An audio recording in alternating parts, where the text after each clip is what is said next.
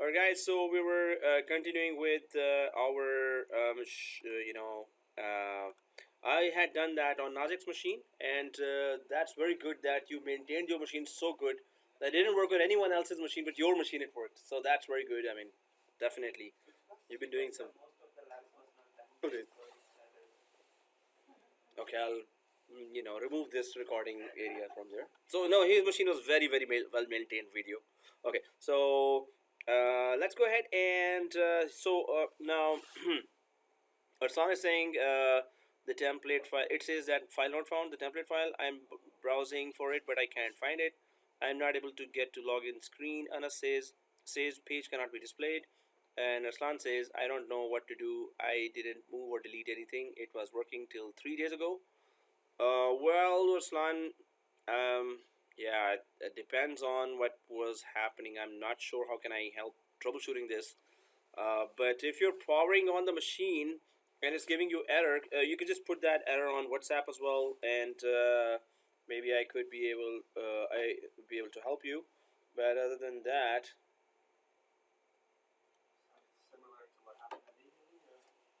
could be that if maybe you were just managing some machines and you were deleting the unwanted machines, and somehow the template machine might have got deleted, or you were moving machines from one place to another, and file not found. Oh yeah, it's looking for a template machine. So if you're starting up a server 1 machine, oh, you deleted some of the machines last week. Okay, that's it, problem solved. So let's go ahead guys. Oh no, just kidding. Now oh, it was working. So last week you deleted some machines, but now 3 days ago, till 3 days ago it was working. Ouch, because I didn't delete the template. Well, it could be that you may have deleted the template you thought that was supposed to be deleted, but instead you ended up maybe deleting the wrong template. I deleted older machine from past courses. Oh, okay.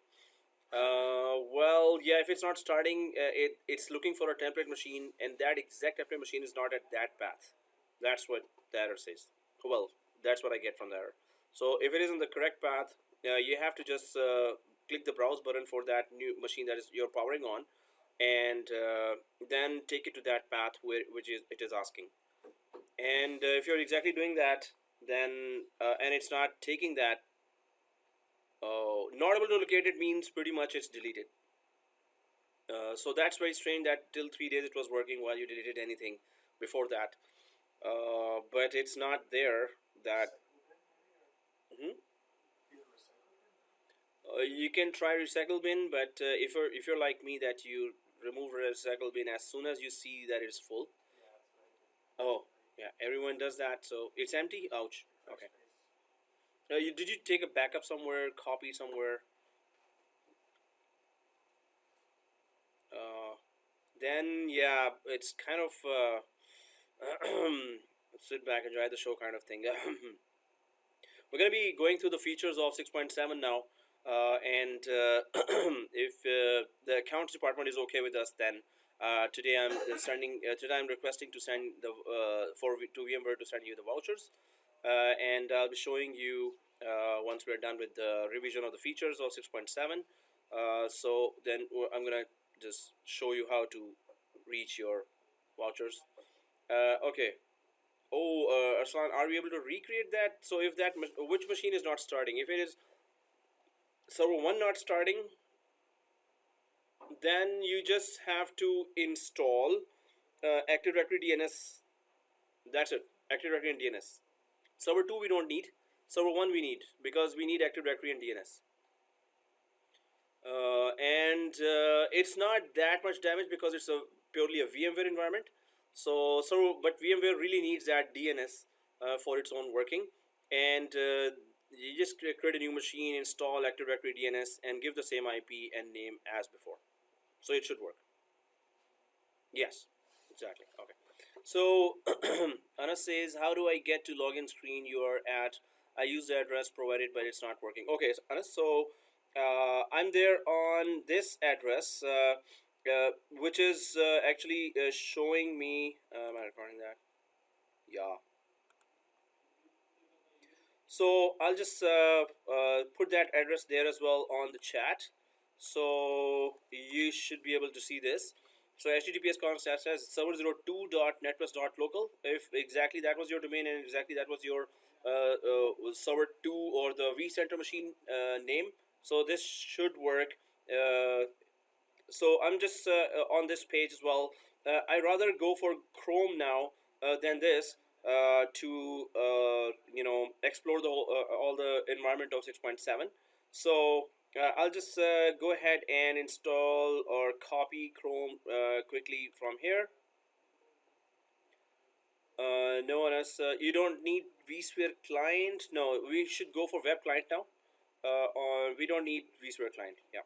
In fact, it might not connect from vSphere client. Update. We're going to talk about 6.7. First of all, what are the new updates? Then we're going to talk about update 1 of 6.7, update 2, and then now update 3 has also arrived. So they are really acting like Microsoft now. That every week they have, every month they have to send some new updates because they did not. So so they are really improving a lot of features. They're introducing a lot of features. So we need to go through all those. Update 1, 2, 3. When you're giving the exam, you should know that what is in update 3 as the latest feature, what is in update 2, what was there without before those updates, and just difference between 6.0 and 6.7. So Anas says here that link wasn't working either. I have server 1, ESXi1, and server 10. Exactly, that's what you are supposed to have, Anas. And but that link isn't taking me to web client. Okay, so Anas, I'm gonna refresh that too because it might not take me as well to that client as well. I'm just gonna first refresh that. Anas, also on Windows 10, try to go for server 10. Install Chrome. That is a better browser to really troubleshoot all the errors because this Internet Explorer is kind of have its own trouble as well. I mean, like, first, let's just go ahead and install the Google Chrome. Then I'll take you step by step towards how to get that machine up and running. Also, we need to remotely connect to ESXi1. Why? We need to check if that virtual machine got created. So what is the network we are looking at right now? So if we go back to the diagram here, so here we have the 4 machines here, and we had 4 machines here, and the current network I'm just showing how it is supposed to be. So these are the 4 machines, and then we created a 5th machine here, and that was server 10, right? So now this is server 01, and that is AD DNS DHCP, which we know already. And then there is server 2, which is actually supposed to be shut down now because that was Windows based what? Hypervisor. Not Windows based what? What was the software installed on server 2? Server 2. Vcenter, exactly, as you said. Yeah, server 2. What application was downloaded? Vcenter, exactly, Vcenter.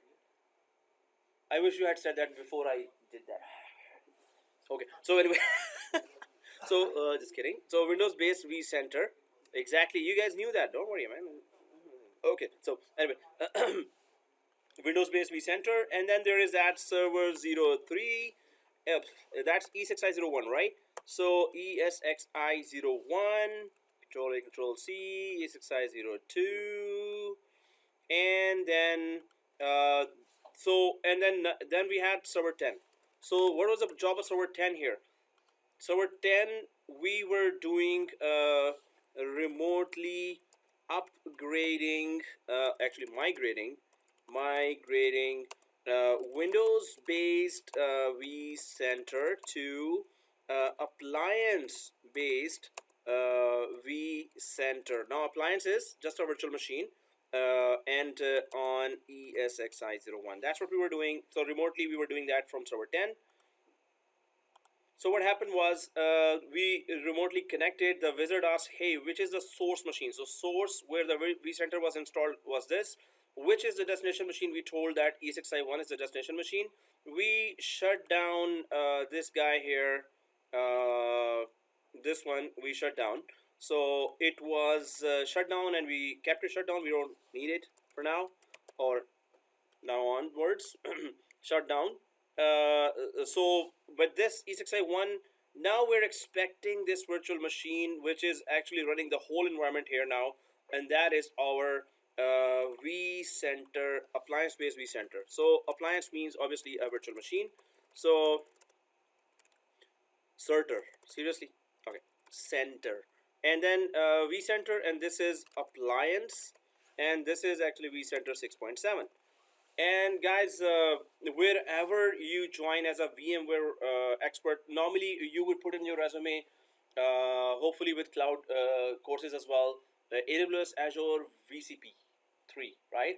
So they're expecting you to know VMware already, because all the machines in the local data center, they need it migrated up there to any of the clouds, Google Cloud, Azure, AWS, most probably Azure, AWS, and maybe migrate back as well, back and forth.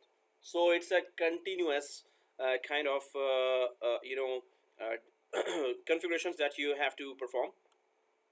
So now the problem with current setup for many companies is they either have 6.0, they either have 6.5, 5.5 there, or if they have 6.5 as well.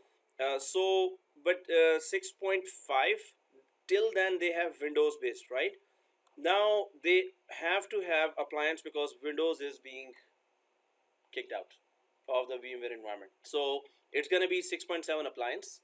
So when it's appliance, you need to know how to migrate to appliance, and then how to work on appliance. So we're going to be connecting to the appliance now, which is a virtual machine. So this means that this hypervisor itself is really important. This hypervisor, why? This hypervisor goes down, your central application goes down, right? So this application must be highly available, and within the hypervisor, it should be highly available. And what are the high availability options there in the features of 6.5, 6.7? So we're going to talk about that, which is called Vcenter has a good feature called native high availability. We're going to talk about all the features now, native high availability, and how does it really work. But in the job environment, especially in interviews, also they ask about, hey, now we are about to upgrade and you're going to be upgrading, or we have already upgraded and we have 6.7 or 6.5. So they will ask obviously about native high availability for vCenter specifically, and then native backup and VOM. So native backup, native just means that they're built into it now. So high availability feature of vCenter, backup feature for vCenter to take a backup of the vCenter, and VOM, which is VOM was upgrade manager. Okay, I was gonna hit my head here, but before that, you saved my head, right? Okay.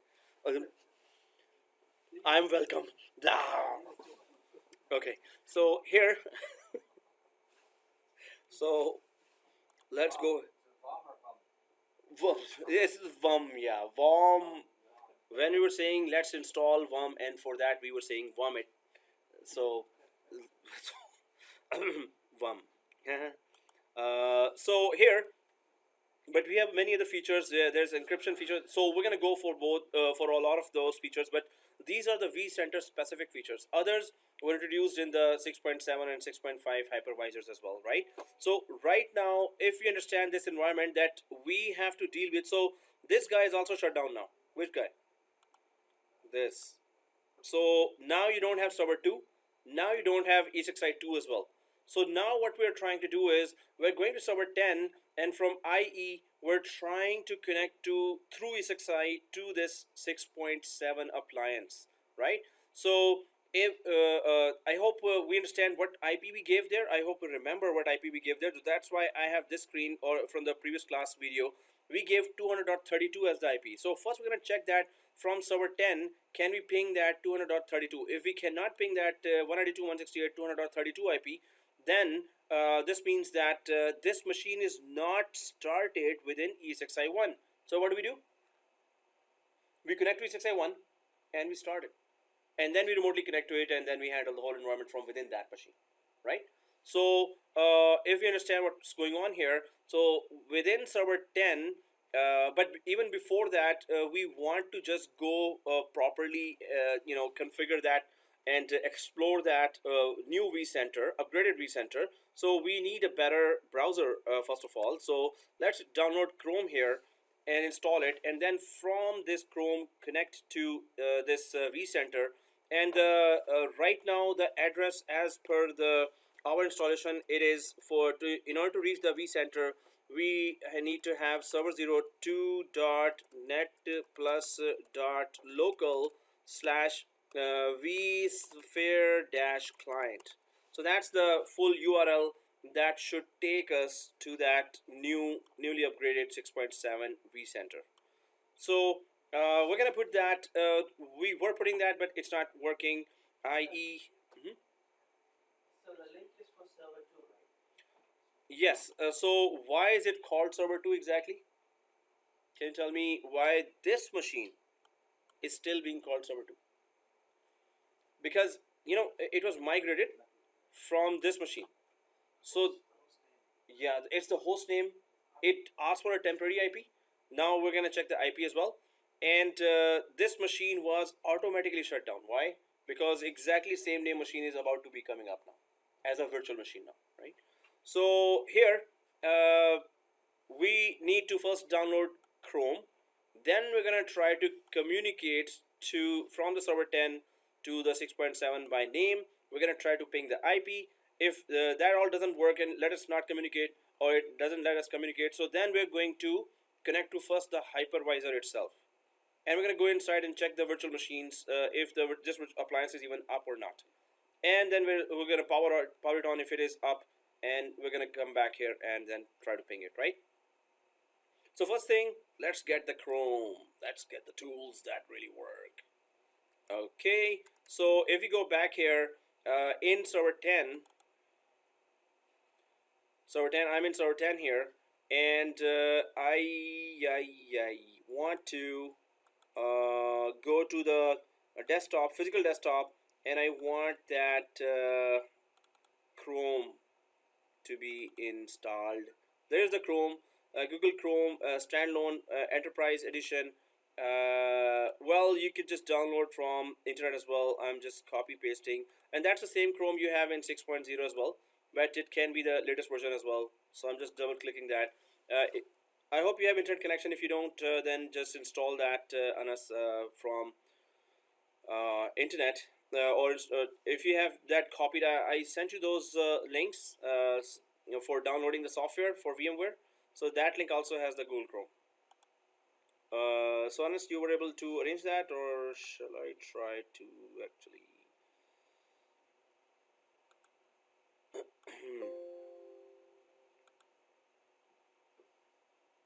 Really?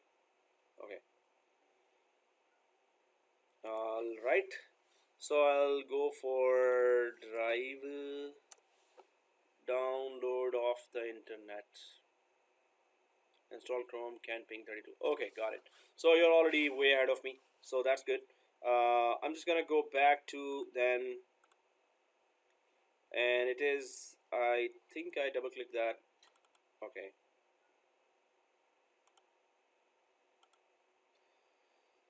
Oh, hey, I have that stage 2 in the background still open once the installation finished. So that stage 2 is still showing there. So this is the end of that successful installation, and it shows that HTTPS and server 2. So I'll click that once again, and this is the URL, but it will be adding there. If it locates that, then it will ask me that, hey, do you want to go for, there are two types of web clients as well that I'm going to be showing you guys. One is the HTML5 based web client, the second is the actual Flash based web client. So it's not really communicating, but last time also I had to refresh that, and then it was trying to communicate. So while this is happening, I want actually Google Chrome to be there. So I'm minimizing everything, and there's Chrome. Double click that. Next. Yes, I want this to be default browser. And then I will copy paste this whole URL from here to Chrome so I could better manage it, hopefully. And it's trying to connect.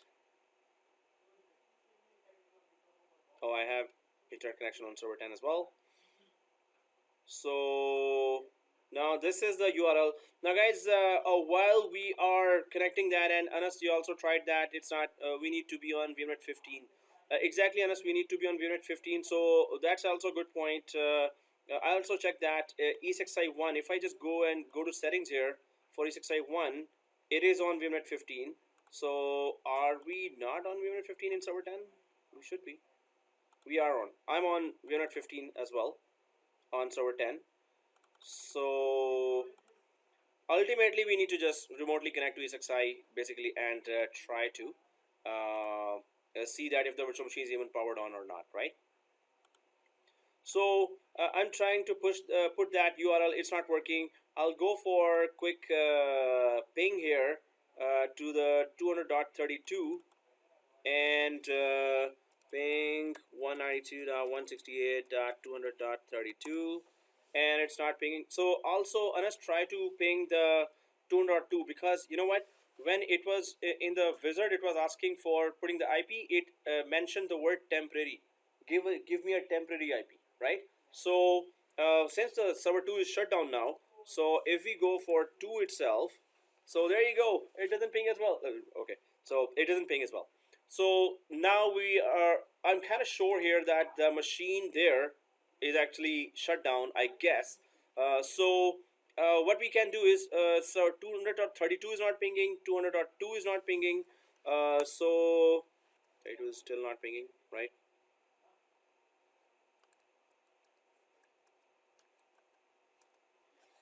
And 2 is not pinging. Okay, so what we can do here is that we can just go to E6i1. So how do we go to E6i1 and check it that if the machine is even powered on or not, the appliance is powered on or not? So I'm going to go to the next tab here and type here https://esxi01.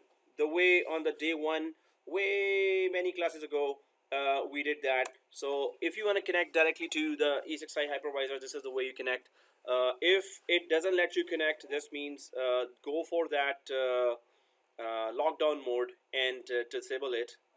But right now I am just yeah. So this is the link we gave here, E6i1, and then I'll click advanced here and proceed to E6i1. We just need to log into this E6i1. How do we log in? I hope, Anas, you're seeing that, and Hassan. So E6i01 is here. We go for open the VMware host client here, this one. And then the username password for that is root, exactly. Small ABC, capital ABC, 423. And we don't need to improve this software. Press OK. And this is our beloved appliance here. Okay, so that's VMware Vcenter server appliance. So that appliance is there. I don't need VM03 to be on. So, well, if I click that, it says, whoa, who are you? Identify yourself. So I say, oh, I'm root. Don't worry. I'm safe. Oh, okay. I'm harmless. Okay. So I'll click the VM03 and I'll shut it down because I need all the RAM to be given to and CPU to be given to that VMware vCenter appliance. So it is on. It is powered on. I can see that. So it's on for you as well, Anas. Mine is off. Oh, okay. What exactly do I need to do with the template machine, Arslan? So Arslan, you can just create a new, from the template machine you can create a clone. If the template machine does not exist, then just start and install a totally new machine and just do not make it a template machine. Yes, Anas, power on the appliance machine. So Arslan, you can just install a new Windows machine and just install Active Directory, give it the proper static IP, rename it, and just install Active Directory and DNS. So if you have the template machine, create a clone or just create a totally new machine and install everything directly there. It's just today we need that machine.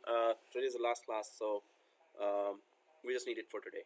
And in most cases we're going to be actually talking about features, but I still want to at least go inside and visit all the area and see what's the differences are, and then we're going to talk about features as well. So San, if it is powered off for you, I'm just going to click that machine here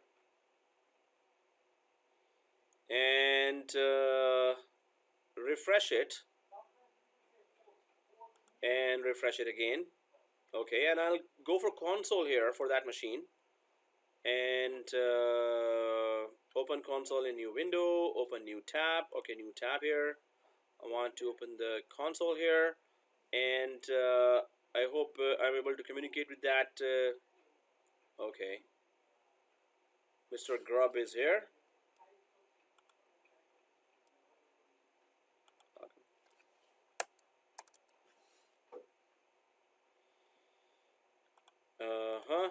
It's you know what? I'll just reset it and restart it and because it's kind of in shock.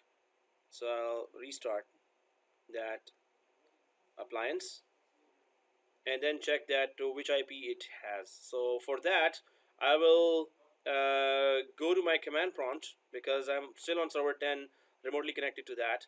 So I'll just go for ping 32. Well, it's just restarting, so not sure if it's going to either 32 or 202 because it was saying temporary. So when did it change that? So we need to make sure. Well, I'm checking too early. It should start first. And that machine's name is server 2 actually, but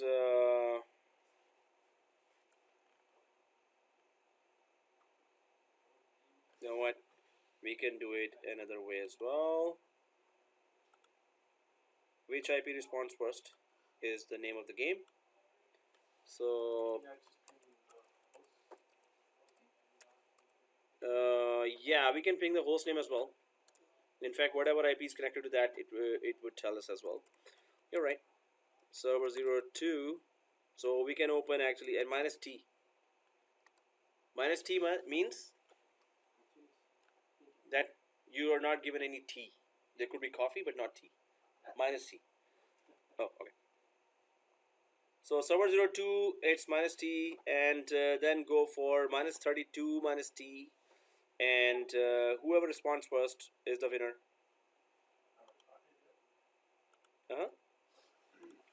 Oh, biryani. Oh, okay. And ping 192.168.200.2 minus T as well.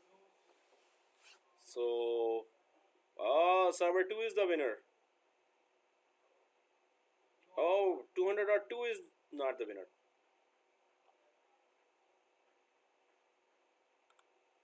So it's an, well, there was a request timeout that was trying to give us some clue here.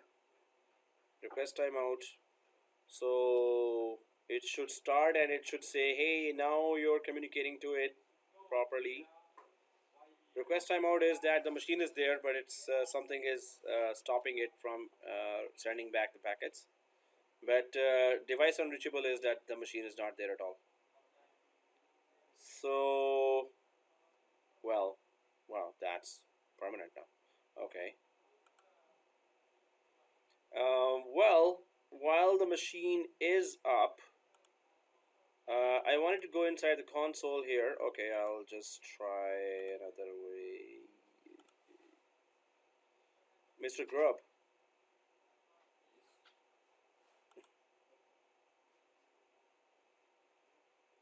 Yo, Grub, my man. Okay. Grubby dude, man. Oh, okay. So I'm just trying to make sure that it's much. Oh, maybe it's one more thing. What is the RAM we gave? Memory 10 GB, and what is the RAM total? It has 12 GB. So how about, so since we have just server 2 up, and we have ESXi 2 down, and server 2 has just 6 GB RAM. Server 10 has 6 GB RAM. Server 1 has just 2 GB RAM. So why don't we give it really good RAM now, ESXi 1. Instead of 12 GB, we can give it 20 GB. And inside that, that machine is actually working on 10 GB right now. It's trying to work. So we can give it good RAM so it could really respond to us. My console is showing, so Anas says my console is showing me lots of failed and OK statuses and still running. Oh, so you're getting OK statuses means, is it OK request timeout or is it like OK? So destination host unreachable for the 32 address, continuously server 2, but only 200.2 is kind of working there. So I'll try to check when I open the appliance console. Oh yeah, lots of errors should be coming there, but we just want. So I'm just gonna go back to that URL, and we're gonna try to communicate in English now.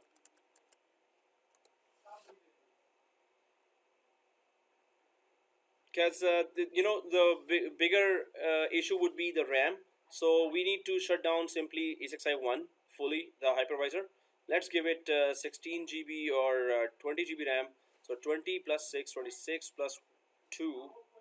Or we can just give it 24 GB RAM, ESXi1, then come back.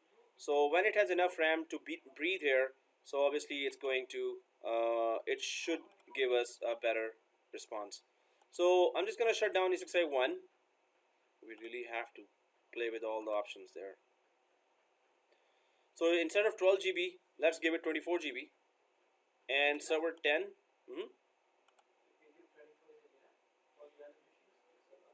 So other machine has 6 GB here memory for server 10. We just have server 1, server 10, and ESXi1 started. Yeah, but so totally 32, right? 24. For the server 1, right? Yeah, 2 for the server 1. Okay, we can give 20. Yeah, you're right. 20 GB RAM. So it is shutting down now. Hopefully. Yeah, it's down. Okay, just to get that Vcenter accessed, we're just playing with all this RAM here. So 20, we can stick to 20 GB. So 20 plus 6 plus 2, so 28, right? We have enough RAM for still 20 GB. So 20 GB RAM here, 19.7, power on again.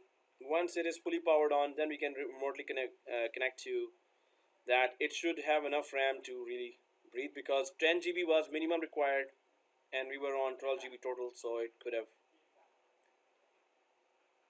Unless your IP is showing different for the appliance.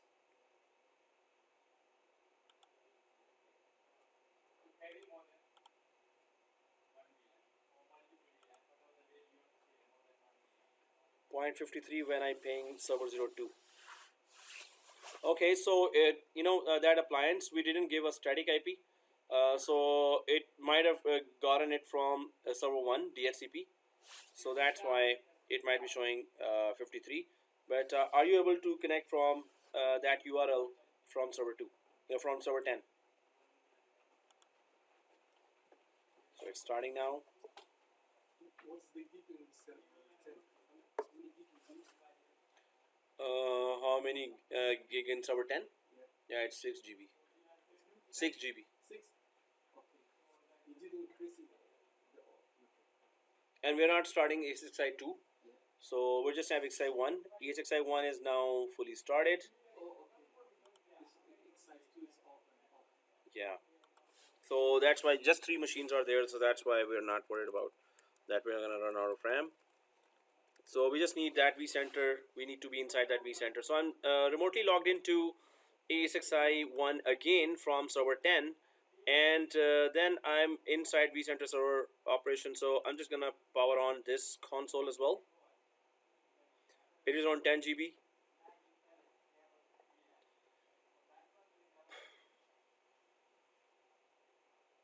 So it's powering on again, and server 2 was doing some hiccups there, so hopefully it replies.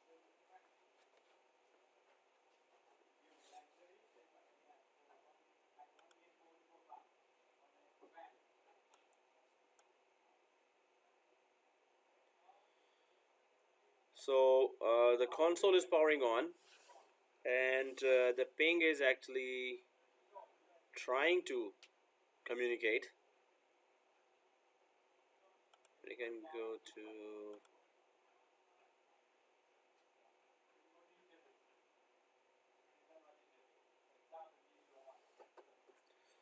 grub. What is that grub? It's a Linux command that really starts the whole machine. Bootstrap. Mm-hmm. Bootstrap. Yeah, it's kind of that.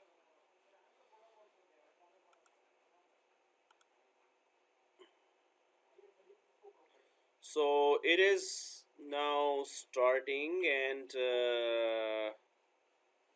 hopefully some way we can try to communicate with that. So VCSA takes up a ton of Oh yes, RAM lot of RAM it gets and tries to. So I'm just trying to refresh that link there. So first of all, instead of vSphere client, I'm just gonna remove that vSphere client here, and oh, it just cached it. So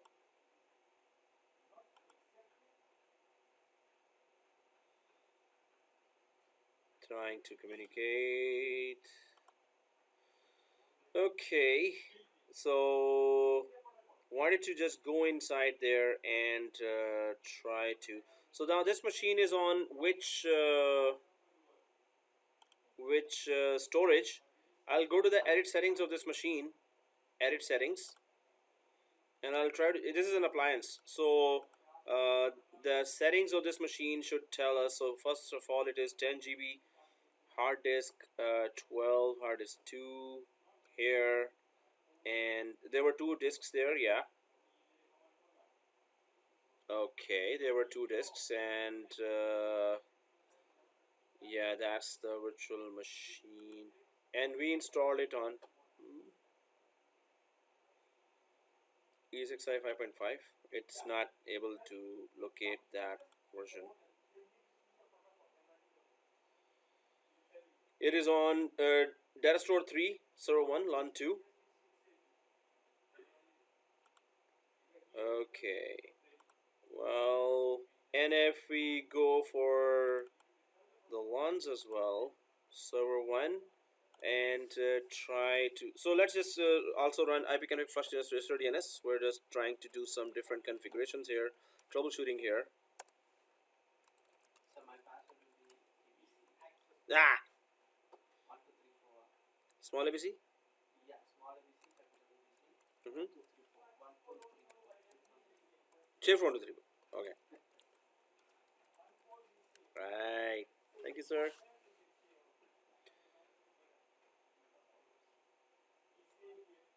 battery. No, it's okay. So DNS, I'll go for DNS and I'll check that.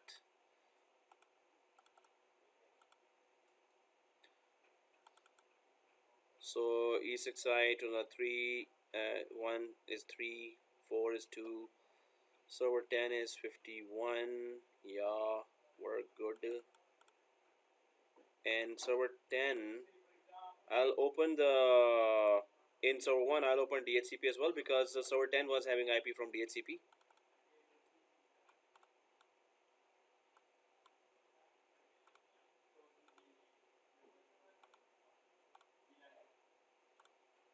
So server 10 has 51 IP address, which is okay, but we're not supposed to be worried about that. So if I go back to server 10 here, so server 2 is actually stopped pinging.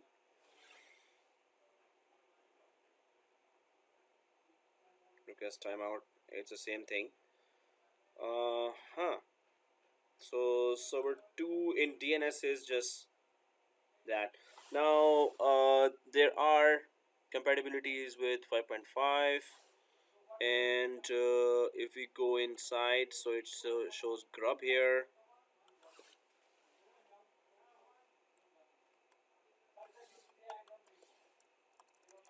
It does not let me go. Oh, okay. So guys, there was one more way to connect to the to this, because I took some screenshots as well,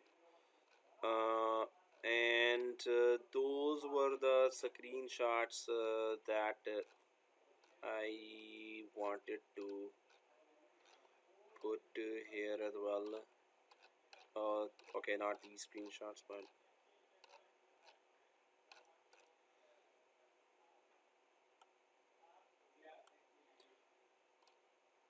so there was another.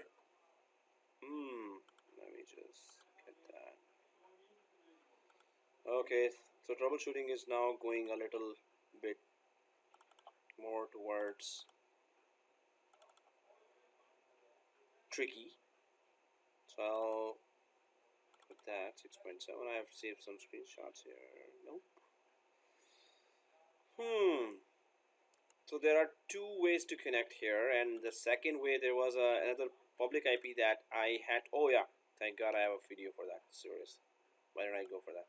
Okay, guys. So still troubleshooting. Really check that, and while the appliance is being installed, we're gonna just try to also troubleshoot that. So I'm just gonna go to this server 10, and from here server 10, if we go to the DVD, so Anas, let's try to install another one, because we have 20 GB RAM now, and let's put that machine on, in fact, 9.7 GB RAM. So let's try to install that remotely, a new one. So we could just go inside and check that now. But if you wanna go for migration step at home, then this video is there, where I was really knocking on the door. I should have just logged in and gone through that flash player. Now when I shut down everything and come back, so it's saying no, I'm not going to communicate or cooperate. So this video shows all the steps, because we were on that screen, and I should have just logged in just to prove that, but I was saying, okay, next time we're gonna do that. So here, guys, I'm on server 10, and I'm clicking browse here, and VCSA 6.7 is attached to my DVD, right? So it is already attached actually. So I'm just gonna go ahead inside the DVD, and while we are troubleshooting with this one, we can just go ahead and install a new one as well. And so for that, if you are following, so what we can do is, I'll just quickly try to at least show you inside, right? So let me just make it a bit full screen. So I'm inside the DVD, and then I'm going for VCSA UI installer. So I hope Anas, we're going to be doing troubleshooting as well, but we can just install another one here with a totally different name and totally different IP. So VCSA UI installer within the DVD. Then I go to Win32, and in fact, Win32. If I go there, then we go way down to installer. So that's the installer. That's how we started. And once we go to the installer, then this is asking install, upgrade, migrate, restore. Obviously, we're going for install now. So I'm just going to click the install. This is one other way that we did not do before. So I'm just going to go for install, and then I'll click next. I accept the terms and conditions of the license. Click that. So it's asking that, so guys, we did not do that one as well, how to install a new 6.7 directly. So we can just do that now and check that. The upgrade process till the login was there. So we're gonna troubleshoot that, what happened when we turn off the machine in the middle. So A vCenter server with embedded platform services controller. This means that platform service controller, which controls all the licensing, the certificates, and centrally controls the vCenter. It is installed with the vCenter server itself, which is the same as 6.0. Next, and then now it's asking for the ESXi host or vCenter server name. So I'm just gonna go for ESXi01.net plus .local. Let's see if it can resolve all the name, and root is the username and the password is small shape 123, and click next. So it's asking certificate warning as usual. Press yes. I hope it communicates. Yes, it communicates fine. And since this name appliance is already there, I'm just going to type 1 at the end of it. VMware vCenter Server Appliance. And so the root password would be the long one, small ABC, capital ABC, shift 123 and 123, and also small ABC, capital ABC, shift 123 and 123.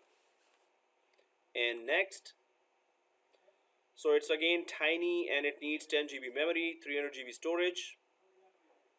Yeah, Arsan, so vCenter server name is just type 1 in front of it.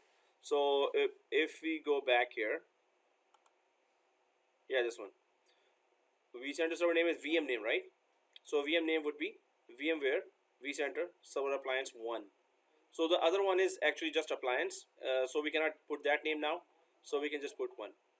Yeah. Host name. Oh yeah, this one. San, see this? It's ESXi01. Host name is ESXi01.net plus .local. That's our full ESXi host name. Yeah. And the root password, you know. Okay, so next, and yes, I'm communicating again with the host, and then the VM name, just type 1 at the end of it. Alright, so I hope yeah, we're good. So at the end of the appliance, just type 1 just to make it different. And then it is tiny here, deployment size, default is storage size. So 10 GB memory is required, storage is 300 GB, hosts up to 10, VMs up to 100, it can support, and click next.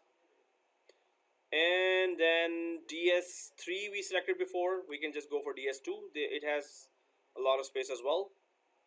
DS1 or 2, whichever you want, we can select, and make sure that you select this, enable thin disk mode. Why? Because we need to save the disk space.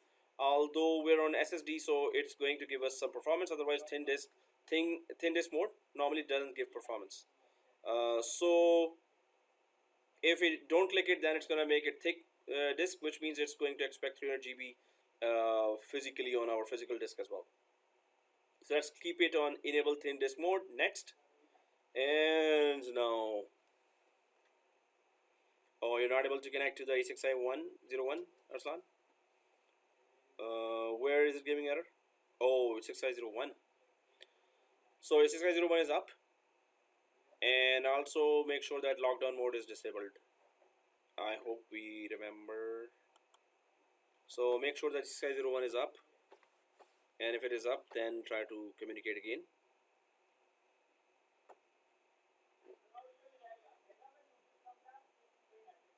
Connecting to the target server or host. Yeah, so make sure that your spellings are correct, because maybe it's a typo. ESXi01. Otherwise, better go for IP 192.168.200.3. Arsan. 192.168.200.3. Go for the IP. Don't go for name. It's not compulsory. So let me know then. FQDN optional. So this is, we can just give it server 22.net plus .local. So we're giving a name to the appliance as well. Server 22.net plus .local. Vcenter uses FQDN or IP address as the system name. If you leave that optional FQDN field empty, reverse lookup will try to identify the host name associated with the IP address. If a host name is not found, IP address will be used as the system name. Anyway, so last time we did not give that host name. We should give that host name, and we should create a record for that host name as well. And then we are giving an IP address. So last time we gave 32. So 192.168. dot 200 dot 35. We can give that. We need to create a record before we even launch that installation.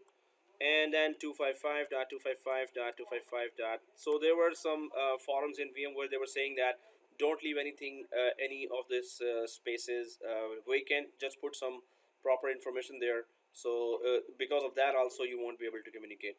So well, that was written for some of the VMware forums. 192.168.200 dot. One is the gateway. DNS server is the same. 192.168.200.1. Common port is 80 and 443. HTTPS 443, HTTP 80. So, well, this is the configuration, but before I go ahead, I need to put DNS there. So I need to go to server 1 and I will put the DNS by going to a record. So what is the a record that we are giving here is right click, the root password going to be the short password, right? Yes, it is the short password, Aslan. Small ABC capital shift 1 2 3. So name of the machine we gave is server 22 and the IP is 35. Why don't we just give it 35? Okay, 192.168.200.35 is the IP. So you have to get that name there and IP as a DNS address. So guys, those who are falling behind but are trying to reach here, please take a picture as well of what main configurations I'm doing, so you could just catch up. Otherwise, when you're there, let me know. I'll just tell you what to do. So DNS step 1 for step 5. Ouch. Okay, Aslan, when you're done with that, let me know. I'll tell you what to do next.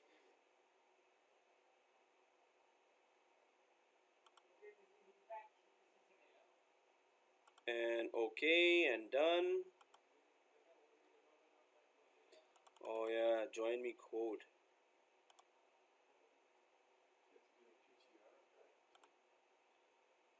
PTR record was automatically created because I selected that option.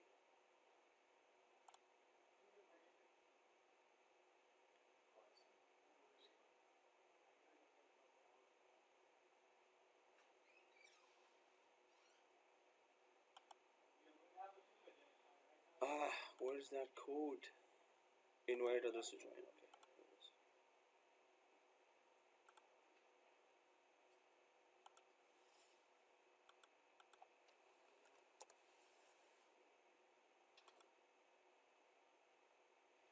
Okay, it's saying the root password does not meet requirements. Root password? Aslan, it's oh, the host. So it's step 5, right?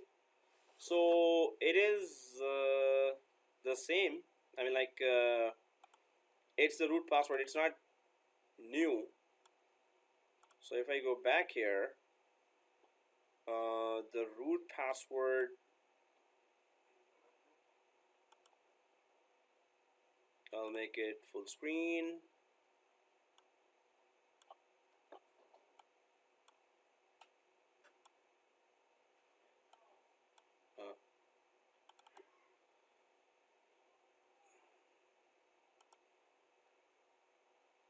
Back. Are you on this screen, Aslan?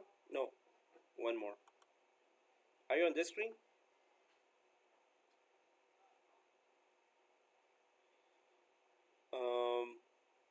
Step 5. Oh, so Aslan here, yeah, you have to give a new password to the appliance. So you have to go for the long password, which is this. So just give that password that I put in the chat. And yes, this is not the E6i host password. This is the appliance password. So once you give that,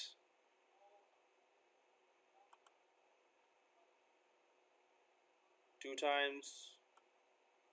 So then you have to go to tiny and 10 GB and let me know when you're there. Okay. Got it. Okay, good. So then click next, and yes, deployment size is tiny. Keep it like that and click next. and then go for, oh, I selected DS2, so go for DS2 or DS3 or DS1, whichever, and make sure it is enable thin disk mode. Make sure it is enable thin disk.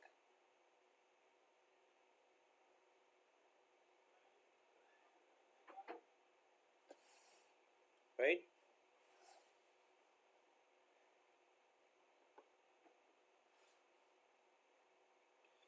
Enable thin disk mode, and okay, oh, done. Okay. And next, so Arsan, you have to put all this. So IPv4 static is written there. Just give it server22.net+.local. Server22.net+.local.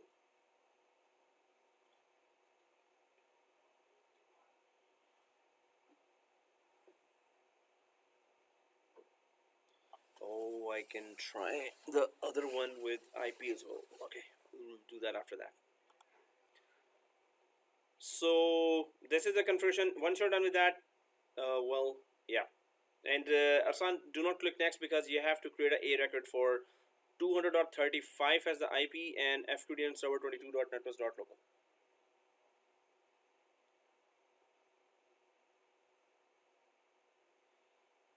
Done. Oh, good. A record is also created, right? Next. And that's it. So it's going to click finish and it's going to deploy remotely, and see you on the other side. So it's now installing, guys, stage 1. While it is installing, I will go for the Renegade one, Vcenter, which has decided to have mutiny. 32 dot, okay, 5480, because other one is still up right now, and last time it was working. Why it is not working this time? We have to check it out.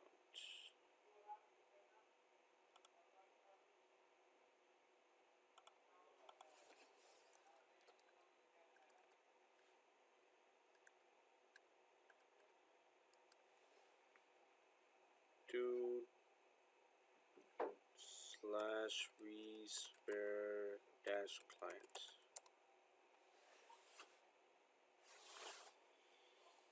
Either 32 or .200.2 as well. Can do that. When you use the URL for server 2, it says it took too long to respond and check the connection and firewall. Okay, Anas.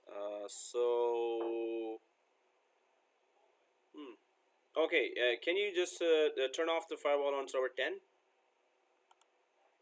Yeah, mine is off already.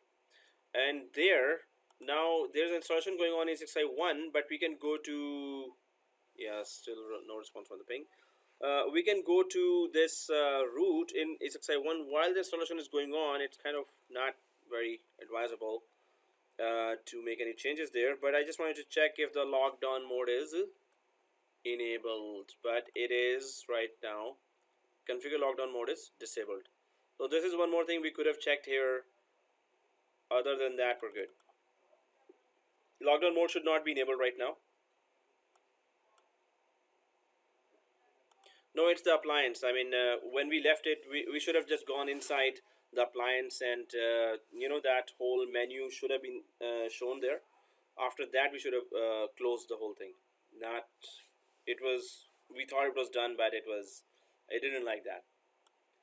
So on the video, I should have just gone inside instead of showing this screen, which was really on the door steps of that appliance. Yeah. So next time, when you're trying to migrate that, so do not do not just leave it, even if it is 7:30, and you're since you're coming from like here at 8 o'clock in the morning, and at 7:30 in the evening, don't go and just don't stop that appliance, right? So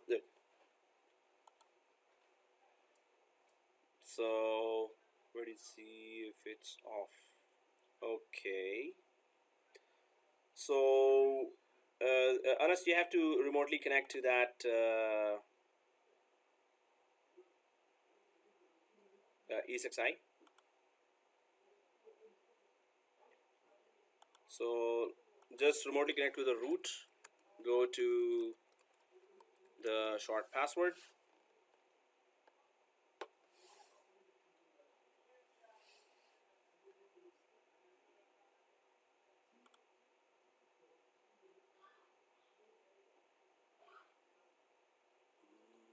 six 6.7 on 6.0.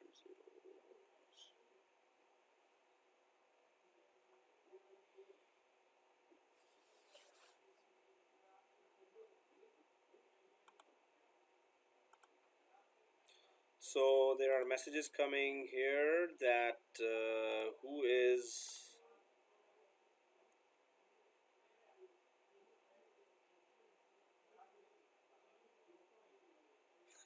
okay. So yeah, okay. They're just saying that remove this participant, remove that participant. Okay, from join.me. So guys, yeah. I hope we are able to see the 6.7 at least, but we're trying. So Anas, this is the place where the machine is supposed to be.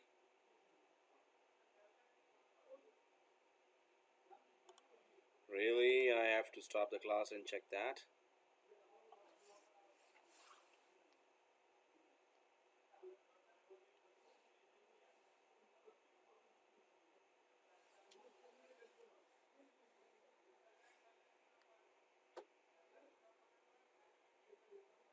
Uh oh.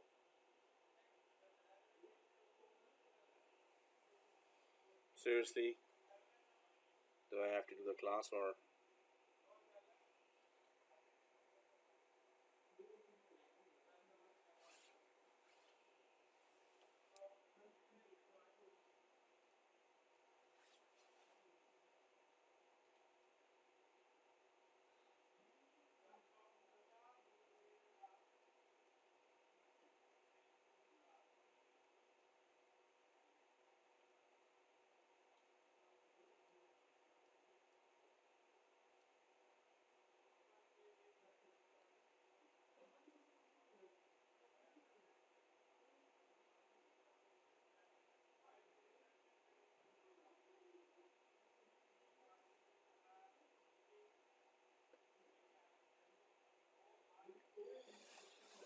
Okay. So the second machine is in the process of installation here, and we're just waiting now. It's again a waiting game, just to make sure that we get to see some of the new features there. Hopefully, we're lucky to get that done. So, well, the stage one is 80%. Yeah, Anna saying so. Since server 2 is unresponsive from server 10, in order to go through the whole process again, do we turn on server 2 and then start again, or do we need to delete appliance from host before doing anything? Yes, Anas.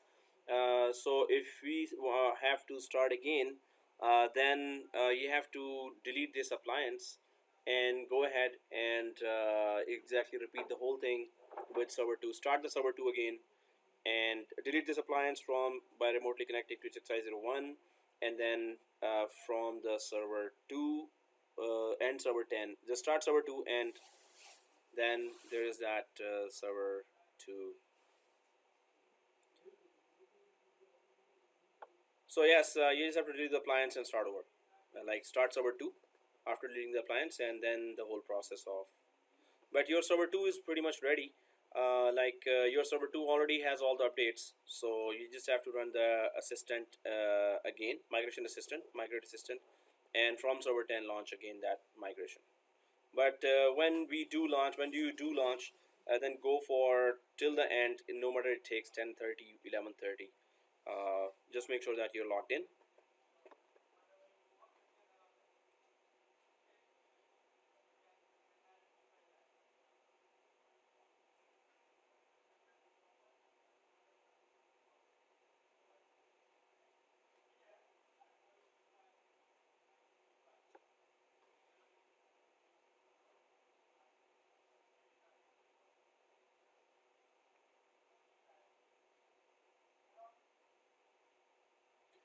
So it's 81%, and it's a weight game here.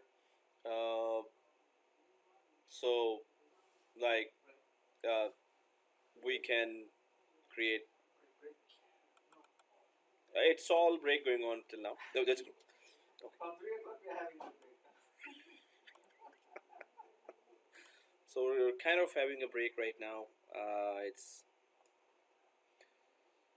so once it is fully installed, then we get to.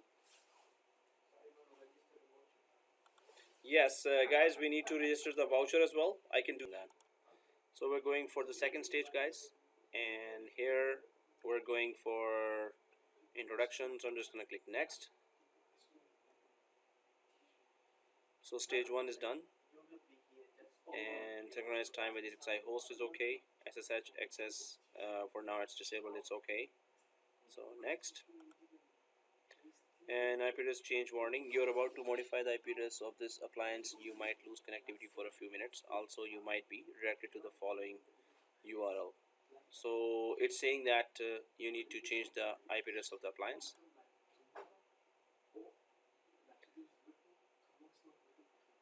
So it is asking now.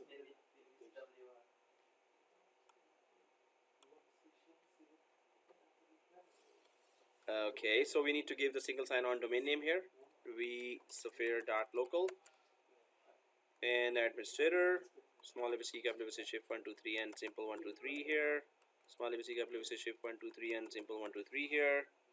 So we're just giving that username, password, and custom improvement program. Next. So this is a stage 2 starting, and this is the configuration here.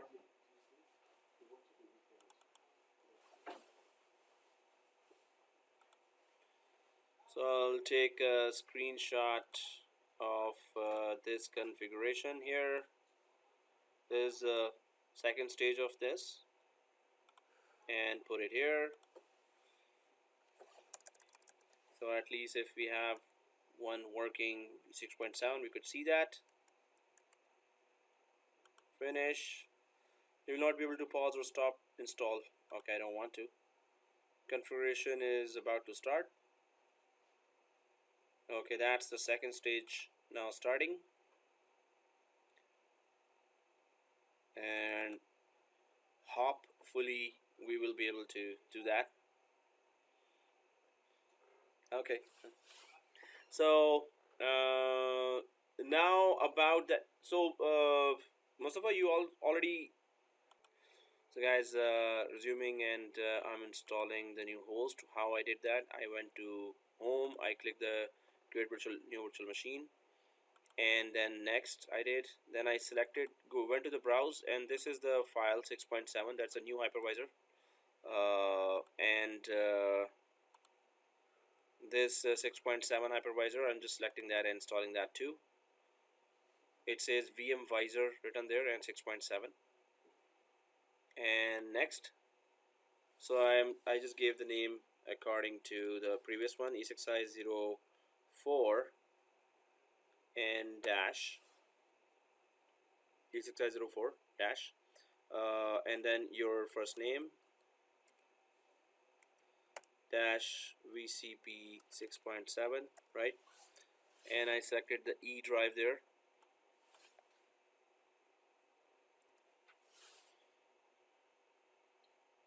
Yeah, it's you have 3 6.7s. Yeah, so I'll go ahead back and see this file name is Vmvisor 6.7 81699. So you can come back and forth and have the break and then not have the break. Okay, so I have the break. Okay, so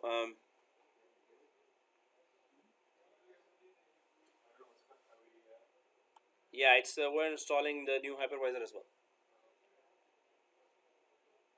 Yeah, so I just wanted to show you at least new 6.7, and instead of going through that, you should not have left that. Okay, I'm saying that fifth time now, that last week. Should have just gone inside. Okay, so oh, you got it. So we're installing a new hypervisor as well, 6.7. So we should have at least one host there. So next here, and then let's give the 200 GB hard disk. Next, and that is customized hardware, and which is okay. Just change the custom network adapter to VMware 15. Custom network adapter to VMware 15 and press close and OK. So that's all. Right? And OK. So then I'm on 6.7 and it is started, so I'll just click continue. And F11. So it's the same installation after that which we did for previous hypervisors. And it is asking same thing, 6.7, enter, geos default, put the password, small ABC capital shape 123, small ABC capital and then F11 to install.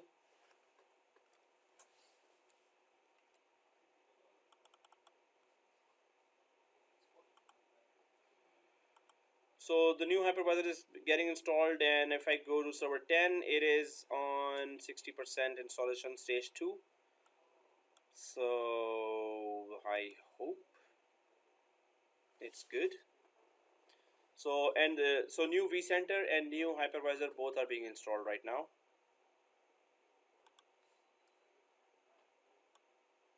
And 60%. So this is a good time to take a. Okay, no. We already were having a break. So too much break is also not good for health. So guys, while this is going on, the installation of 6.7 Vcenter and the installation of a new 6.7 hypervisor, because we need to add something to the Vcenter there, hypervisor. So we can go for some of the features or configuration of VMware there. So, and not this one, definitely. Google Drive. So there's a white paper there that is talking about the VMware 6.7 changes there. So for that, that's from VMware, and it says here what's new in VMware vSphere 6.7. So and I have put that link there on the OneNote as well. So some changes here that they are discussing. One of them, actually, if one by one we go, first of all, it is Appliance, and second thing is that it is new vSphere update manager is there. So VUM is obviously going to be new. vSphere 6.7 operations management, which means vSphere client plugin is there. Optimization dashboard or updates, okay, they're gonna tell about updates as well. And then developer and automation interfaces. Now developers can create new applications on top of that as well. Okay, so Anas is saying that can we go on break right now?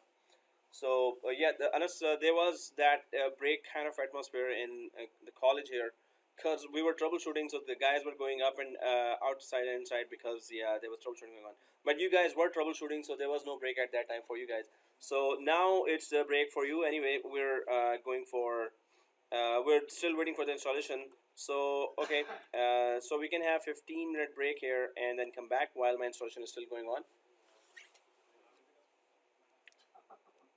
Okay, so let's go for 15-minute break.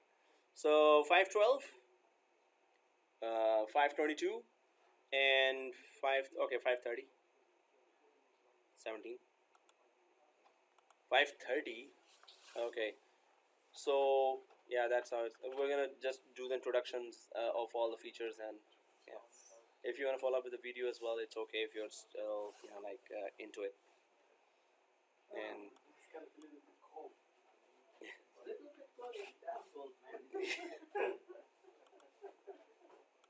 yeah, Well, Arslan, yeah, it's kind of bad luck. Yes. Well, template machine. No, if your server 1 and server 10 and E65001 are up, then you're good. You're supposed to be good. Server 2 being shut down has nothing to do with that. It's I'm not sure what kind of configuration is stopping it. Stage 2 is being blocked here. Stage 2 is done for me, and it shows now this get started Vcenter appliance with an embedded platform services controller. Server 1 is up as well, Arslan. Server 1 is the oxygen. Without oxygen, the machines would die, although they don't use oxygen.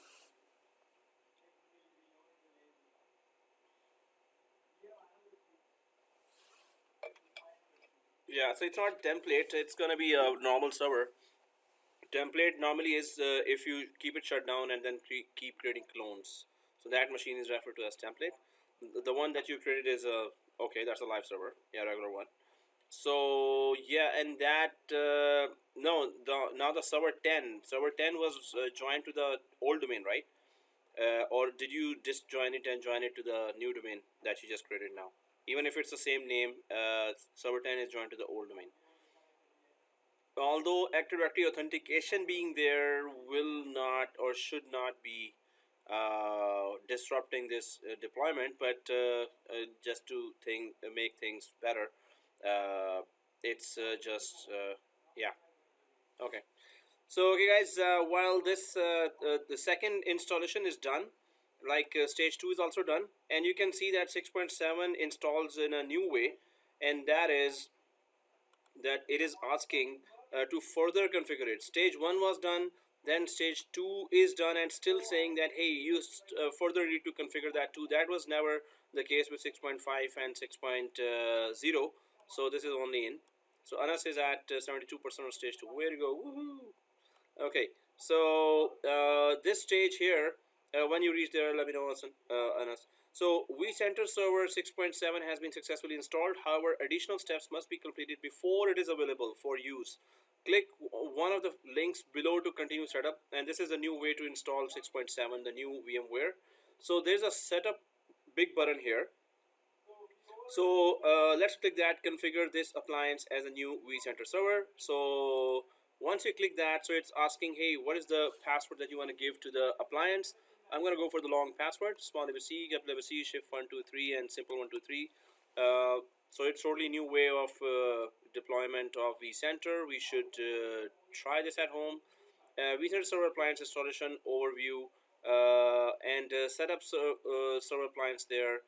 So installing the vCenter server appliance is a two-stage process. Are you kidding me? Didn't we do that already?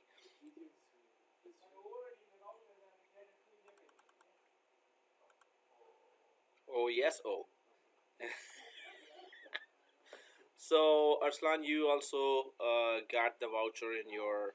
So by the end of this class, I will be showing you guys how to go for and use that voucher and what are the precautions you have to take.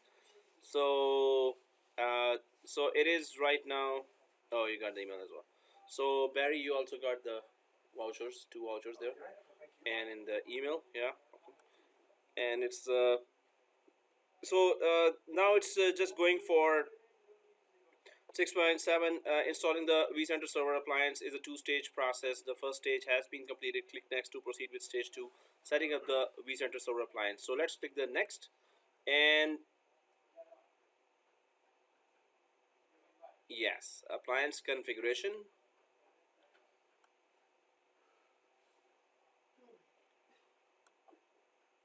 Next. Hostname is used as a network entity. The set operation is not allowed. Are you kidding me? Did I not do that again already? So if I just go there, oh seriously, there it is. Oh no, oh seriously, let me just say that again. Oh seriously, there it is.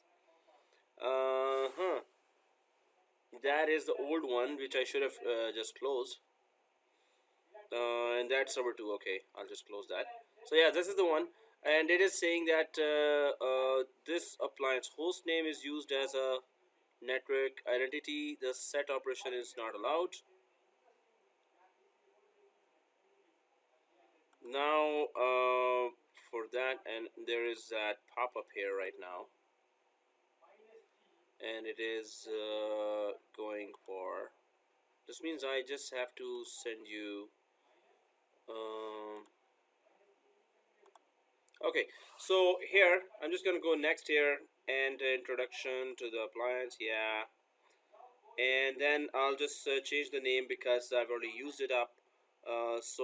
Assign static IP address server 22 here, and next. So I'm just gonna go ahead and try to just put that full server 22 as HTTPS / server 02. So instead of server 02, it is 22 now.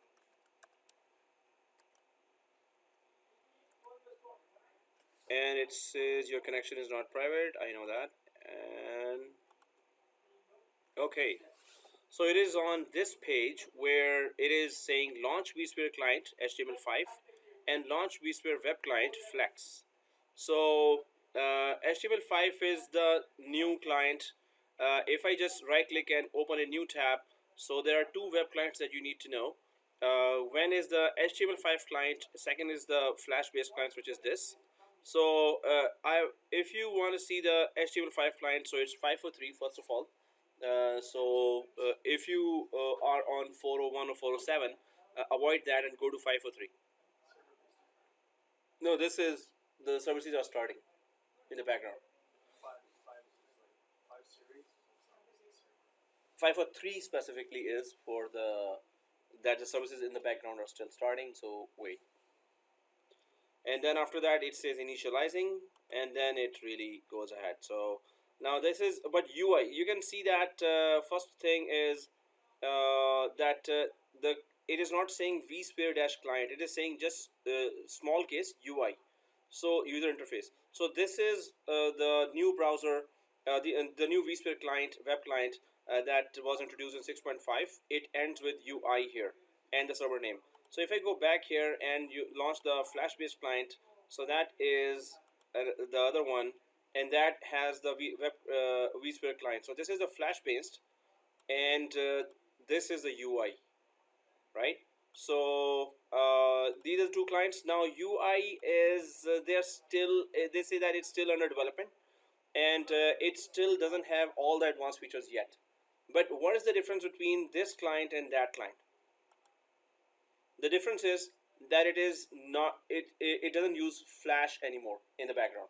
So you know, we were having that Flash error, that Flash player is not installed in the browser, and we repeatedly had that error of Flash based add-on is not there. So HTML5 is having no Flash player requirement there.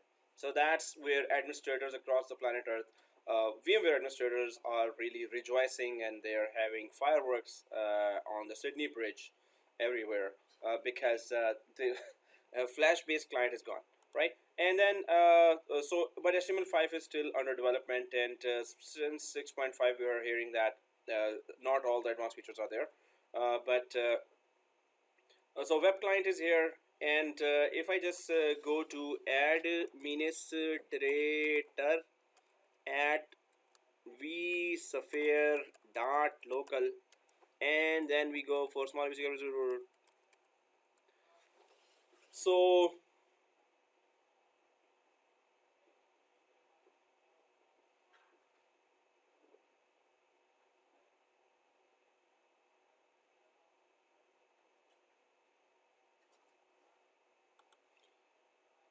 it is just thinking whether to log in or not to log in. That is the question.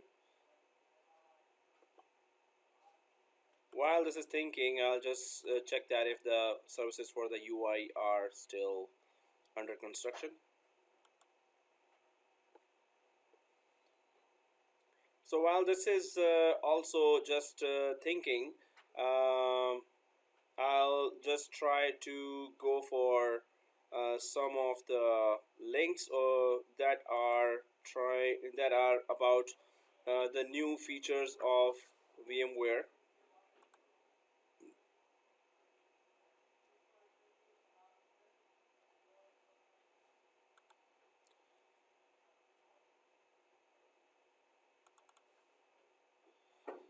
So there is update 1, update 2, update 3, and then there is that just the vSphere features there. So here's what's new in 6.7. Hardware caveat, an important hardware caveat to be aware of is VMware has released an HCL. HCL is hardware compatibility list, exactly. And for 6.7, that excludes some older yet popular CPUs. So if you're thinking about running this release on an older system for development or testing, first before placing it into production on your newer servers, then check the HCL first. Obviously, when the boss says, hey, we want to deploy a new hardware, so you have to go for HCL. If you go to HCL, then this is the page that really shows that which server you want to go for. So this is a page for VMware compatibility guide, and you can see that you can mention any of those VMwares since 5.5, UI 2, UI 1, 2, 3, and then 6. Then there is UI 1, 2, 3, and then 6.5, UI 1, 2, 3, and now 6.7 update 1, 2, 3.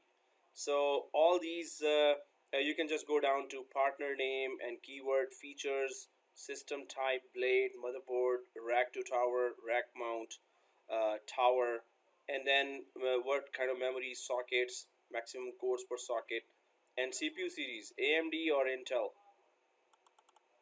and then goes Intel as well, right? So, well, it's what kind of hardware is compatible with what kind of hypervisors. That is the hardware compatibility list. And if now I'm just going to put that link here as well in the mucho importante URL. And I need to, at the end of the class, guys, I need to tell you how to give the open book exam without a book. And okay, so and also that the foundation exam is the open book, which you can give anywhere, and the professional exam that you have to come here. So the foundation exam is a little confusing how to give that wherever. So do remind me to remind you that how to give that the two exams and where else you need to create the accounts, right? So I need to mention that. So HCL VMware. All right, so let's go back here, and while this is trying to connect, now we're inside 6.7. Woohoo! Yay! Yeah. Or yay. Okay, so we were talking about HCL, and while I was just thinking of, not thinking, really waiting for it to connect. So this is how 6.7 looks like, and it is having the interface a bit different. So you can see from 6.0 where there was manage there to actually connect to any of the hypervisor hosts. So there's getting started, summary, monitor, configure. They have put everything on the same exact page. Then they're saying that, oh, you want to use the HTML5, so you can still use that directly from here as well. So and I'm logged in from administrator here. So while this is going on, I have also deployed my 6.7 client here, which is this one, and it is going for the final reboot. So I'm just gonna enter that as well, because we need to add one client and check some of the features of 6.7 as well there. So while this is restarting, and that is already logged in here, 6.7 Vcenter. So I'm going to be joining it to domain. I'll be creating some basic environment inside there. And while that is going on, I'll be going for some of the updates related talk again. So this was HCL here.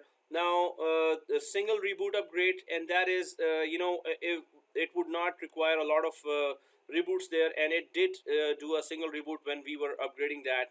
And then it was 7:15, and I was so tired that I left it. Oh, okay, no. The single reboot upgrade is that it's going to just take one reboot to upgrade. Prior ones used to take 2, 3, or 4 upgrades there, reboots there. So this is just single reboot upgrade. That's what it's saying. It's 6.0, 6.5 up to 6.7. VMware configuration maximum tool. So the most visible configuration maximum change in 6.7 is the number of devices that can be attached to a host. VMware has increased some of the other maximums as well. So vSphere client, so 6.5 eliminated, vSphere 6.5 eliminated the vSphere client that ran natively on Windows, also known as the C# client or thin client, in favor of the vSphere web client, which was Flash based, and Flash is a pain in the VMware. So also introduced in 6.5 was the vSphere client, which replaced Flash with HTML5. So vSphere 6.7 further extends the capabilities of the vSphere client and will eventually replace the vSphere web client.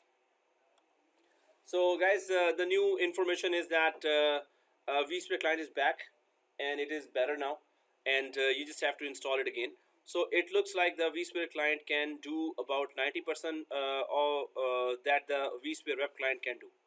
So 6.5 VMware had a list of the functionalities not yet supported in the vSphere client. Hopefully the company will do the same for 6.7. So the thing is that vSphere client is back, so we can install that vSphere client as well and check it out. So I'll just try to check that right now by installing it. So I'm gonna go to that 39 PC and then I'm just gonna go to, so vSphere client, since it is no longer expired, it is no longer discontinued, it is back. So I'm just gonna go down to this installer here and try to check that if the vSphere client, so they're inside the DVD. So there's migration assistant, there's VCSA, and there's UI installer. When we went through UI installer there, then the installer starts, upgrade, migrate, and restore. So, and install a new vCenter server appliance or platform services controller. This means that vSphere client 6.7, we can go up to 6.7 on the vmware.com site, and we can download from there, and then we can install it. So it used to be a link here inside the installer, but they have just separated that application. So if I just go to that link here with our favorite browser Edge, so 6.7 vSphere client,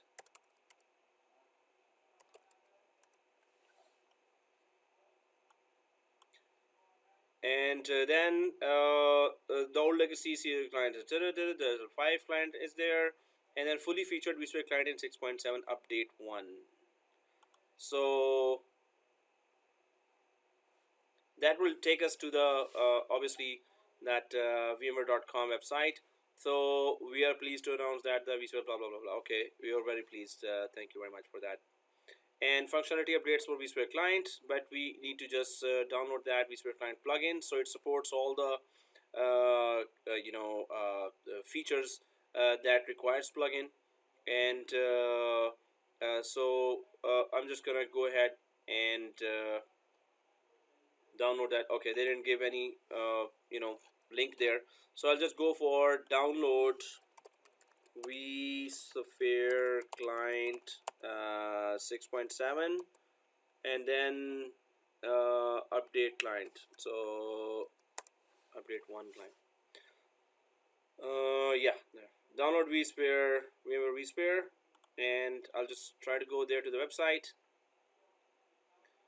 and product downloads, Essential Plus, Standard 6.7, Enterprise, Hypervisor, Vcenter, application. So go to downloads. So right now it is update 3 available, while we have just the 6.7. And the strange thing is that they don't, if you're not a partner, they won't let you use update 1, 2, and 3 unless we have some partnership here. So right now it is 6.7 update 3, Hypervisor 6i ISO, and that is ESXi. So custom ISOs, if I go there, so there, if I go to download, they're just going to give me a Okay, I'll just try here. vSphere client. If it is, I'm sure it should be free because it's just 300 MB or 400 MB small software there. Okay, so it is vSphere command line, and VMware vSphere. Nope. So download vSphere client. Okay.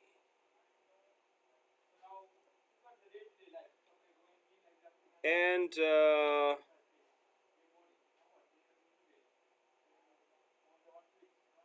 so, oh, okay.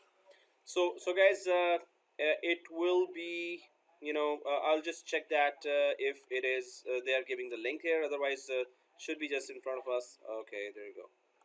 While I was thinking of just going away, I think I found that. Or no, that's not it.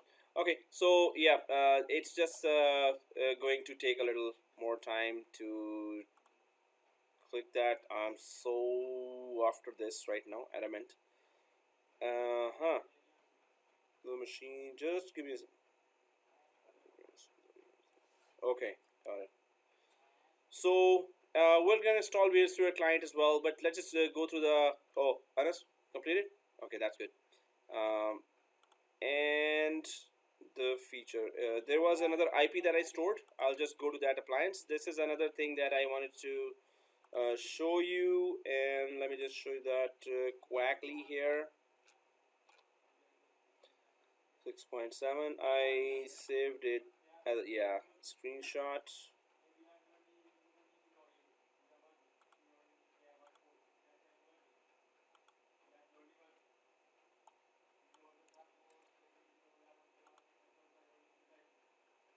Got it. So guys, 6.5 introduced another interface here, and that is this, that you can manage vCenter, take a backup of that, and also you know take VUM or do an update manager here. So if you want to take a backup of vCenter appliance, so 6.5 and 6.7 only show that link. This is a separate link other than, I'm already logged in from this web client, right? This is the web client, but there's another URL here that is going to take you into the appliance management. This is just to manage this appliance, which is new in 6.5 and 6.7. So that link I saved somewhere when I was just trying to log in. This is another new destination. In production environment, you will be asked to go here and try to check that to manage the appliance itself. And did you take a backup of that appliance? So for that, so this is the link here, 5480, right? And it is also HTML5. So here you can see just about vCenter appliance itself, how it is going. And if you click then monitor, it's just giving you the disk, network, and database of this vCenter appliance itself, if it is okay or not. And access, so SSH login is disabled, and then CLI, bash shell are disabled. Networking, if we go for this, just this vCenter, so it is just giving host name is server 22. Firewall, you want to protect that further, you can add some restrictions there, who can connect to from where this appliance. And time, so the time, protocol, services, all the services that the vCenter appliance has healthy or not, started or not, and you can restart all the services here as well. Update, so update is there, available updates, it is showing right now. If it is connected to internet, then it can download updates directly for vCenter here. And administration, so administration password requirements, password expires, yes, password validity, and then syslog, so all the log files that you want, if you want them to be showing here, it can show. And finally the backup, that is called native backup here, and that backup will try to take a backup of this appliance and configuration to whatever remote sites you have there, right? So that is very important to know that there's a separate URL for 6.7 Vcenter only. This only lets you connect to the Vcenter. That's it, right? So this is all the thing. So backup, native backup they were talking about. If they are saying that this is a new feature, yes, this is a new feature, and it is here inside. So now, so you have two URLs now. One URL takes you to the administration of appliance, and you can see here this is called appliance administration here. So, and the second one is the full web, your full environment of VMware that you can add the hosts to and create virtual machines and everything you can do. So that is separate, and this is separate here. So then Anas is saying my vSphere client for server 22 isn't opening, prompts me to enter user ID and password, and when I sign in it loads up to a blank page. Oh, then username password. Anas, this happens in VMware if somehow the username password especially is incorrect, then it loads you, lets you log in, but it shows a blank area. If it's showing a blank area, normally, well, do you see this? Because it is blank for me as well. Why?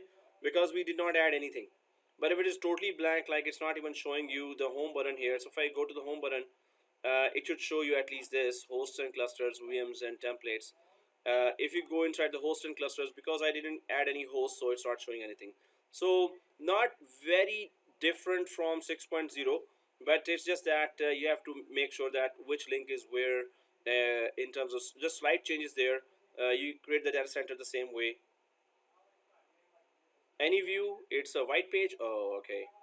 Well, if it's a white page, check that this URL is being used, because I just use this URL, refreshed, and try to just close all the browsers and then open it up again and put this URL there in server 10 and try to reconnect again. So that is one thing, backup. Then vSphere web client is the second thing, and the third is HTML5. So if I click the HTML5, it is still 407 or 401 or 503. So it is still trying to connect HTML5 right now. It's not connecting, but the Flash-based client is connecting. So I can now. So this is one thing that we need to know, and other thing is that we can just try to configure a bit of this. So I'm just going to right click here, go to new data center and create it inside.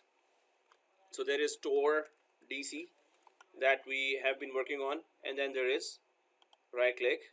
So not a significant change here in terms of the overall setup and environment that we've been working on 6.0 as well. So the two data centers are added there as same way as we used to work on that before. So and then in Tor DC, I'm just gonna add the new client, add host. There's an add host here, and it just needs to have an IP of the host. Same thing. So it's not letting you connect on us. This means that are you able to ping that machine and ping by name as well?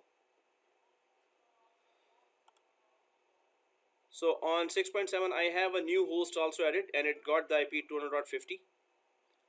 And I already gave that. So I'm not going to really configure that name right now and create its A record here. I'm just quickly adding it to this. So 192.168 just to show some more features of what are the other areas that we should see as different. Otherwise, you can see that it's not much difference from 50, but from the 6.0. But guys, the main thing is now when you when you get a job, and they might not have 5.5, 6.0, 6.5 because their support is also finishing next year. 6.5 and 6.0 both. So it's, oh yes, so 6.7 is something that they will all be going to. So you have to, so this migration we did, if you try to do that at home 2 or 3 times, then that confidence will come there that what should be. And yeah, just like us, don't stop that. Just go ahead, keep going ahead until, if it takes like 6 hours or 10 hours, just stay there. Yeah, and get that coffee there. So it's saying that you want to connect to that host. I'm connecting to the new host from here, or you can ping here. Next. So I just added the host. It adds like same as before, and I'll enable that. Vcenter. Next. Next. And finish. So I'm just I've added the new host here to the data center just to show you some basics there. And even if we go to the cluster level, then what are the new features in the cluster? I'll just try to show that. So Anas, you have to connect to E6501. Oh, you can ping, fine. So this means, I was gonna say that is machine up or not. So machine is up because you can ping. Which IP you pinged? So I hope it's well, I gave 35, but whatever IP you gave, and I hope you named it server 22 or whichever you named. But other than that, server 22. Okay, so well, what I would do is just if it is not opening it, so just restart your server 10 first, because on the client side, on your side, if it was recovered from suspension, so some of the services normally don't work. So in that case, try to make them work. The restart just refreshes all the services, all the browsers are refreshed as well, and then you can try to remotely connect again. So just server 10 restart, and if it doesn't still connect, then ultimately we have to restart that just the appliance by going inside the 6501 and restarting that, and then come back here and try to reconnect. So when I enter the URL, I get to the login screen. Oh, okay, login screen. So that's good. And then the password is administrator at vSphere, right? .local, and the long password. Enter the credentials and takes me to the next screen as well, but it loads up as blank. Ouch. Okay, totally blank. That's the new one. RAM is okay, yeah. And I hope so. What's the RAM on your server or A6501, Anas? 16 GB. Oh, okay. And your Anas, also you have this is your second appliance, right? So we have to shut down the first appliance, because if it's not getting enough RAM, and normally the appliance really require minimum of 10 GB. If it's less than 10, then it's kind of problem. I hope you have given 10, but if the other appliance is up, shut it down. So this appliance could, yeah. Okay, so here, so guys, I've added the host here, and just to explore some more features here. So when we click the host, so if you want to go for networking or any other, so there's a configure button here, and that configure has all the storage. Definitely the interface changed here. Storage adapters, storage devices. Then it goes to data stores, and so they've just changed that. Everything is in the left side here. Networking, virtual switches, VM kernel adapters, everything is in one line, right? And we're virtual switches, so there's only one vSwitch here, obviously. And if we click that, the diagrams is still the same, just like before. And VM kernel adapters, obviously one VM kernel adapter is there, and that is management network. It exactly looks the same as well. So not much changes, but yes, the interface did change. If we go down, virtual machines and system, so if we go further down here, there's system licensing, time configuration, certificate, power management, hardware, and then power management, virtual flash. All these services are in one line, so that is different. Permissions is showing there. Okay, so you shut down the first appliance on us, and then it's better to restart that appliance, the one that is you're working on, because even if it's taking you to the login page and it's not loading the rest of the setup, so some sources in the background are not still helping it to get those features showing on the dashboard. So better restart that appliance as well, while making sure that the first appliance, which didn't work at all, should be actually deleted or at least shut down. So restart this appliance and then come back here and try. So here, permissions, then there are VMs. So, and in virtual machines, VM templates in folders, vapps, resource pools here. And so resource pools didn't show that way before. Data stores, you can just see how many data stores are there. There's only one. Networks, when you go there. So what is connecting? And this was not there before. Update manager. Update manager is just added there. It's built in now. You don't have to really install it separately now, right? Exactly.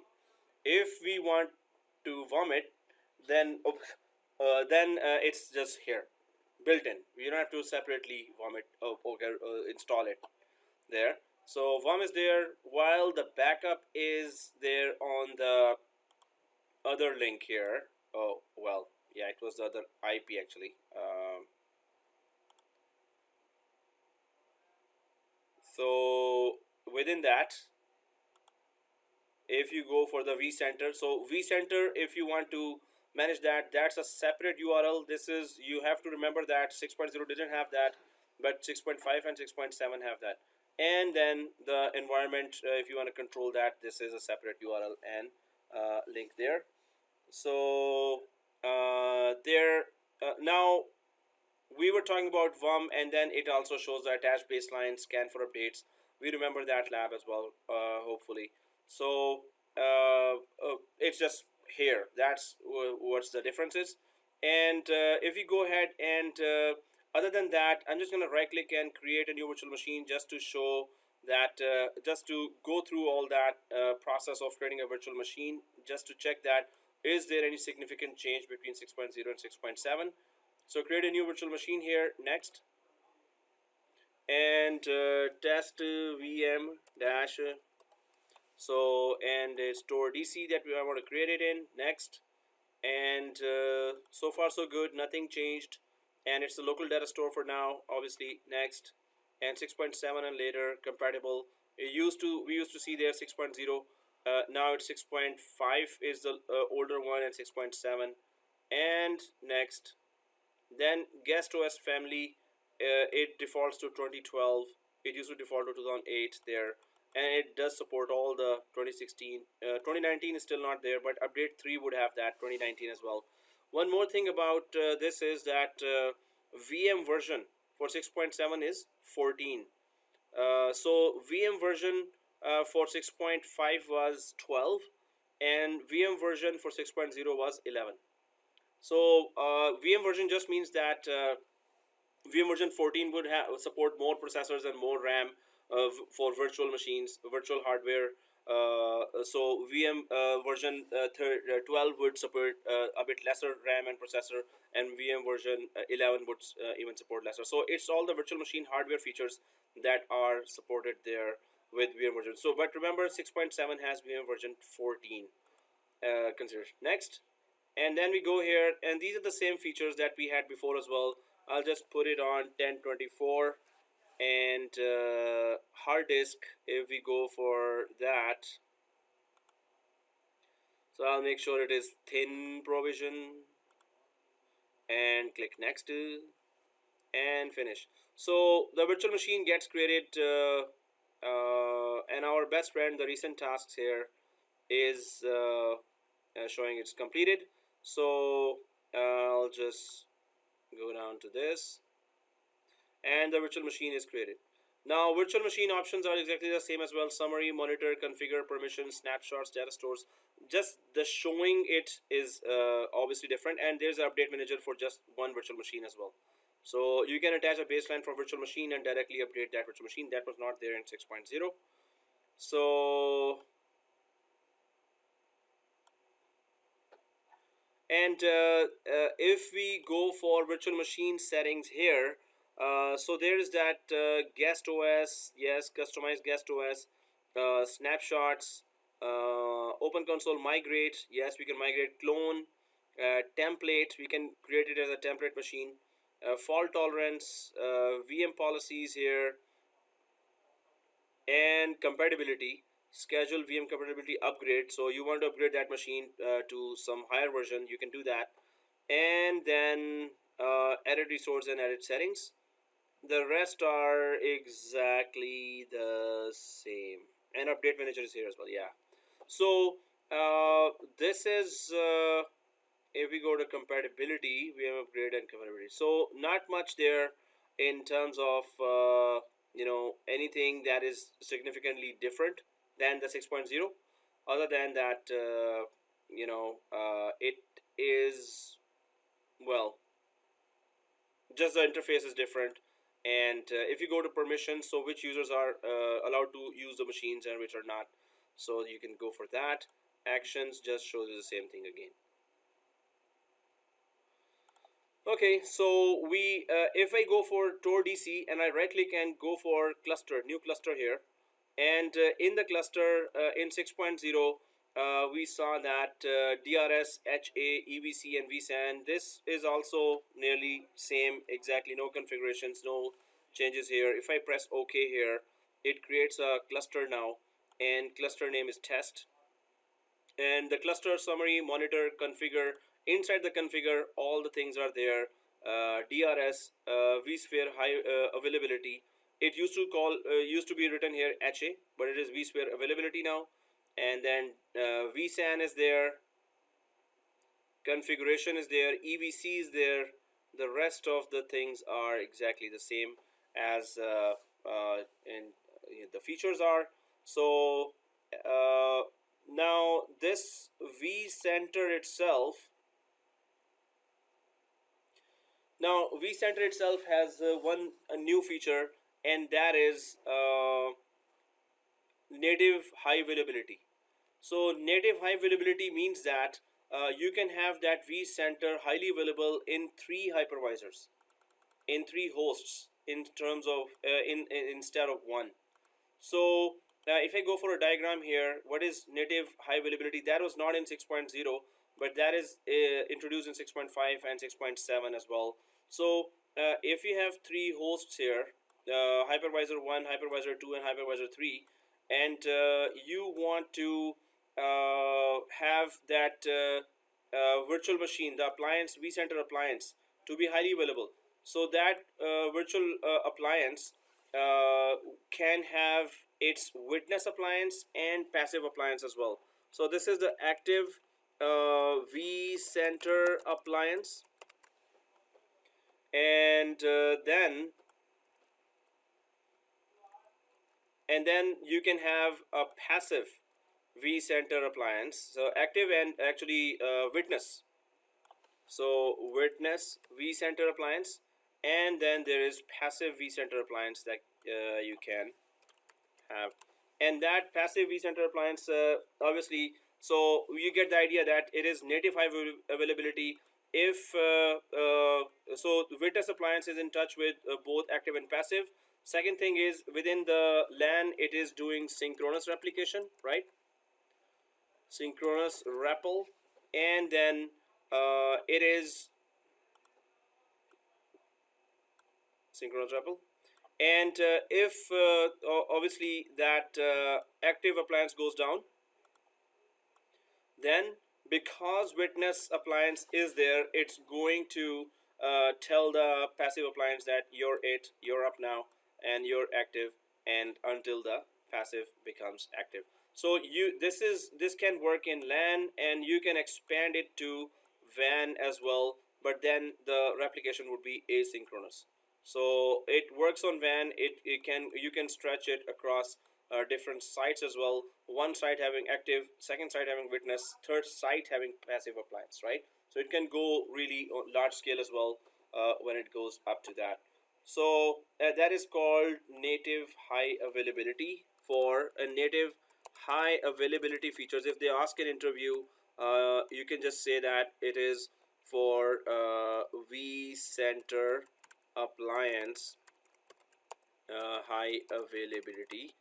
And this, you should not talk about HA in this native availability. HA is separate for virtual machines and Hyper-V, Hyper, E6I hosts.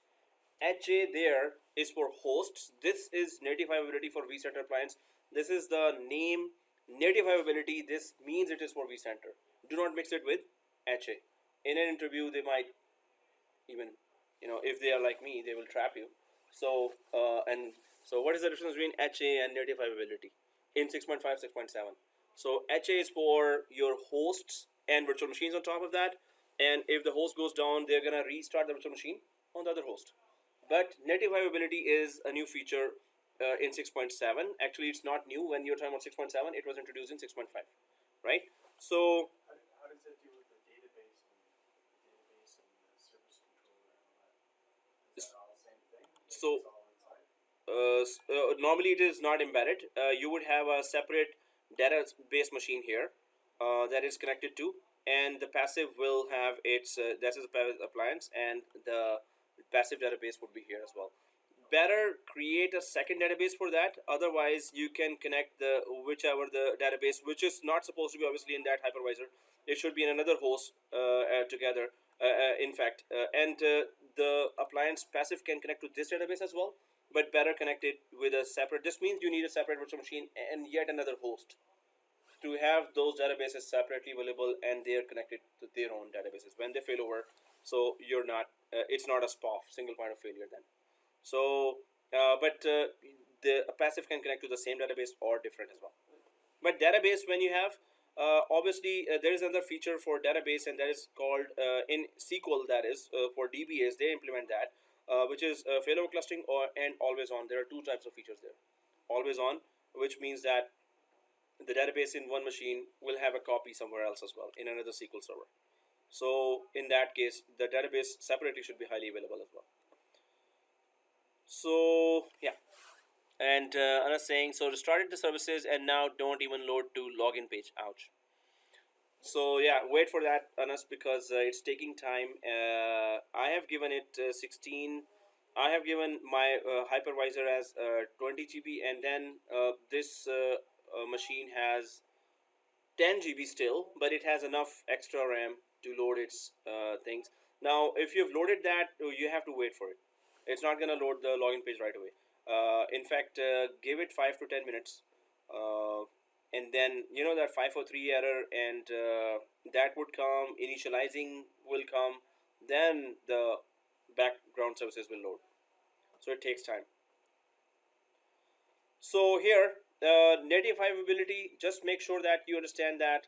And other services are that the virtual machines have been given. Now VMs can be encrypted,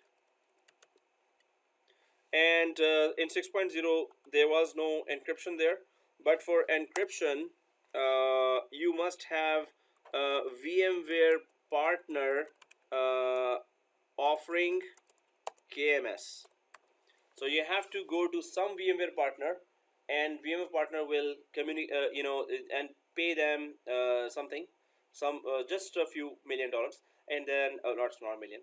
So and then they will give you the key management services, and through that you can just store your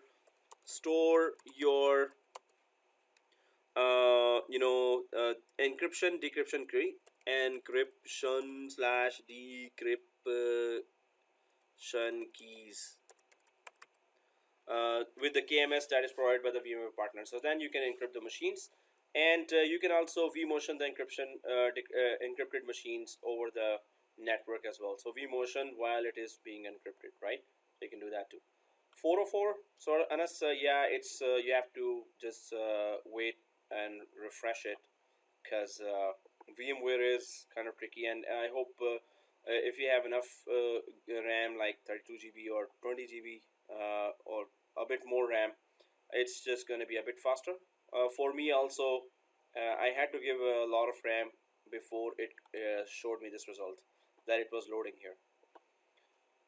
So we have to be very patient with that, and it just loads slow. And Anas, you have Hypervisor 6.7 also running there, and did you give it 4 GB RAM?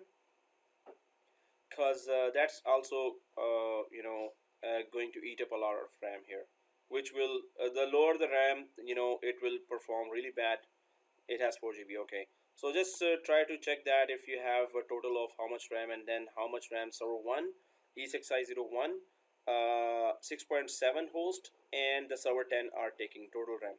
So is that enough for Vcenter or not? Because Vcenter is not getting enough RAM. That's why it's not really normally starting up. So, and processing as well, RAM and processing both. So it's has to be balanced. So we were talking about these features there, guys, and I have to tell you about how to really access.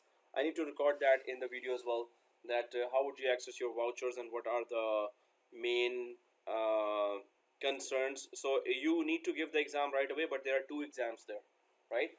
And so let me just give you some detail about the voucher as well. Yep, you've got 24 in total, which is good.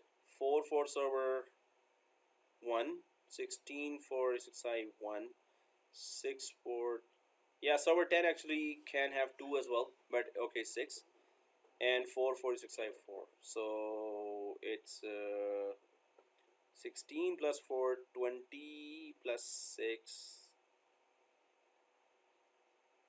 So 16 plus 4, 20 plus 6, 26.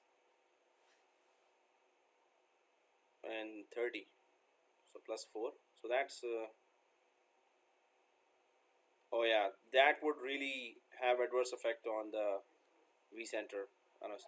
So the more RAM you can free up, the better for Vcenter, and it would be, so you can give 2 GB to server 10, and the rest would have to be the same. But even if you go down to 2, then it is 16 plus 4, 20 already there, and 2 plus 2. Now that could be okay if you're right on top of that instead of going way ahead, because then Vcenter is not getting enough.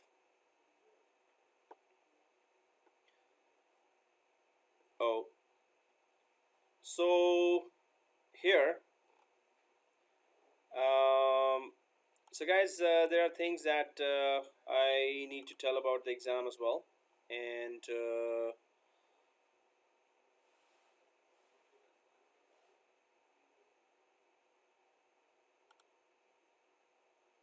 okay, I hope no, it's not. I hope it's yeah. Just you have to do that. So first thing for the exam is you have to create free accounts in these 2 sites.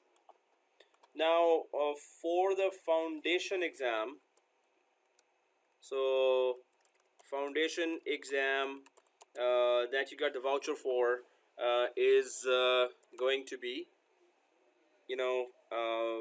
open book, and you can give it anywhere. The foundation exam voucher can be tried 6 times. Try not to fail that many times. And also it's $35 after discount. Otherwise it's $120. So after discount, yes sir.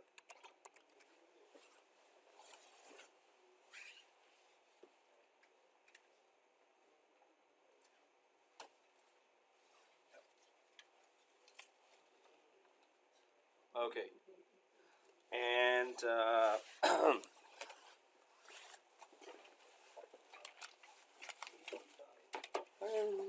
look bird. Okay, so here so $35 after discount. So foundation exam open book, so you got the voucher, but guys, if you don't have membership of this, did I say membership? Membership, yeah.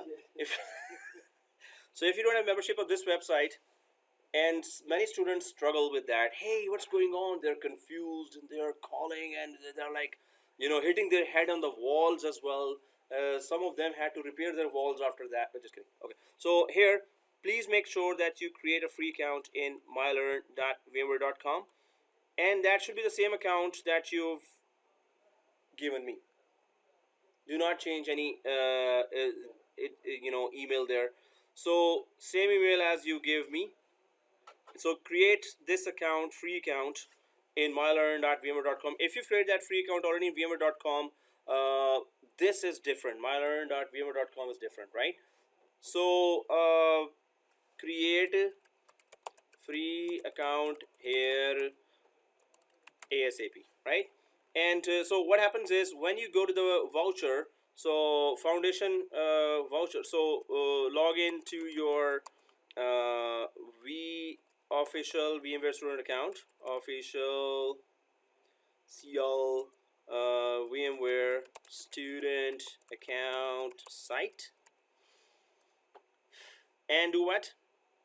So log into your official VMware students account site, and then go to your voucher.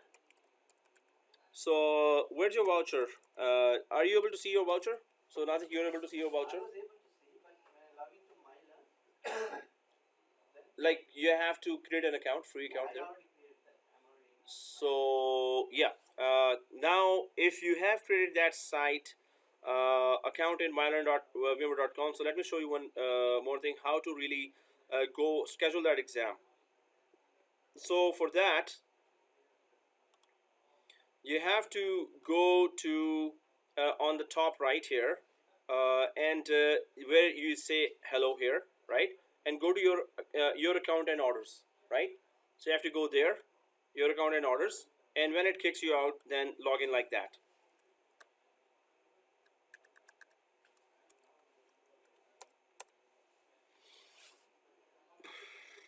And don't save your password in the browser like I did. Okay, just kidding. So on the top right, your account / orders, and once you're here, so you need to just go inside that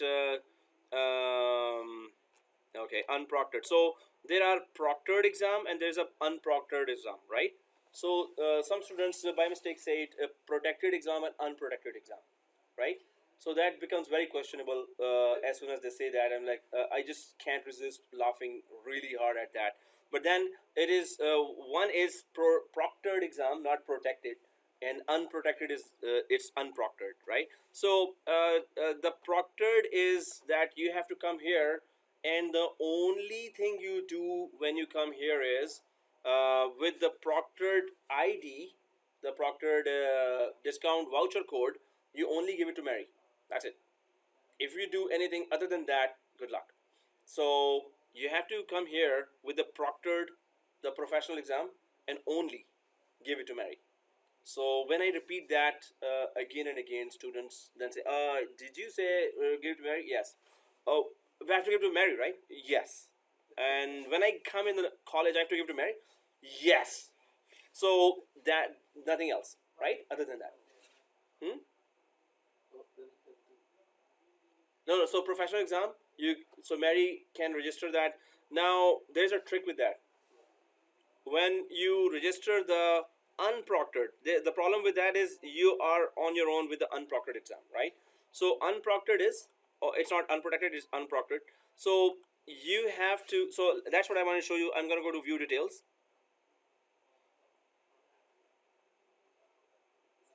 This is the open book one? Open book one, exactly.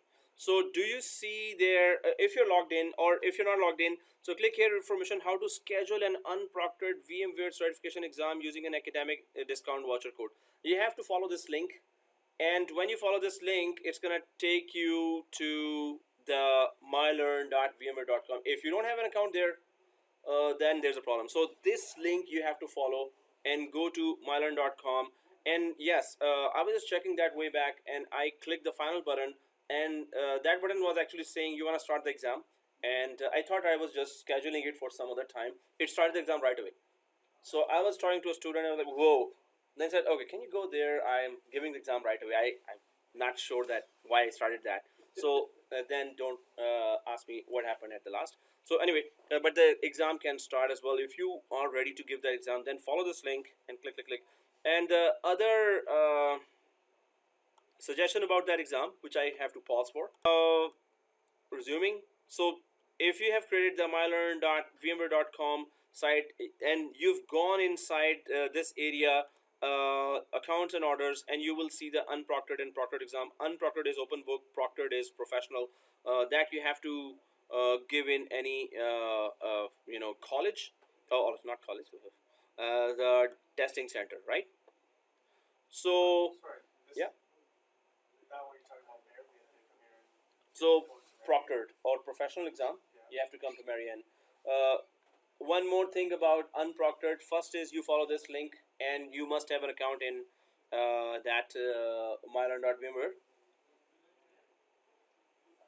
Pause. Yeah. Okay. Now the second thing is when you're scheduling. See, it's kind of confusing, so that's why I'm just giving it.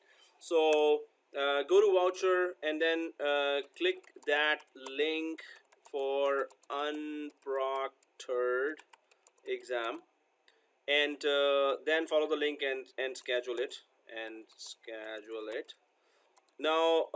When you're scheduling it, that's the main thing, that it is going to give you, first of all, let me just get the latest information.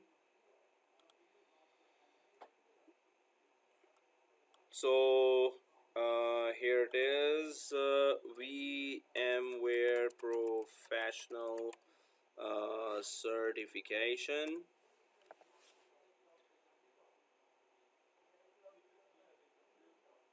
So it's going to be year wise.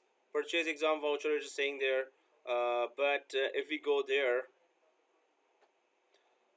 so there's the certificate track that I want to show. Gain experience with VCP6, attend one of the required training, pass one of the foundation exam. So that's pass one of the foundation exam. And it is saying here VCP6 foundations. This exam retired on August 30, 2019. 6.5 foundation. So 6.7 foundation exam is exam 2019. And scheduled exam 105 minutes, 65 questions, $125, but you will pay $35, right? So if we go for schedule exam here,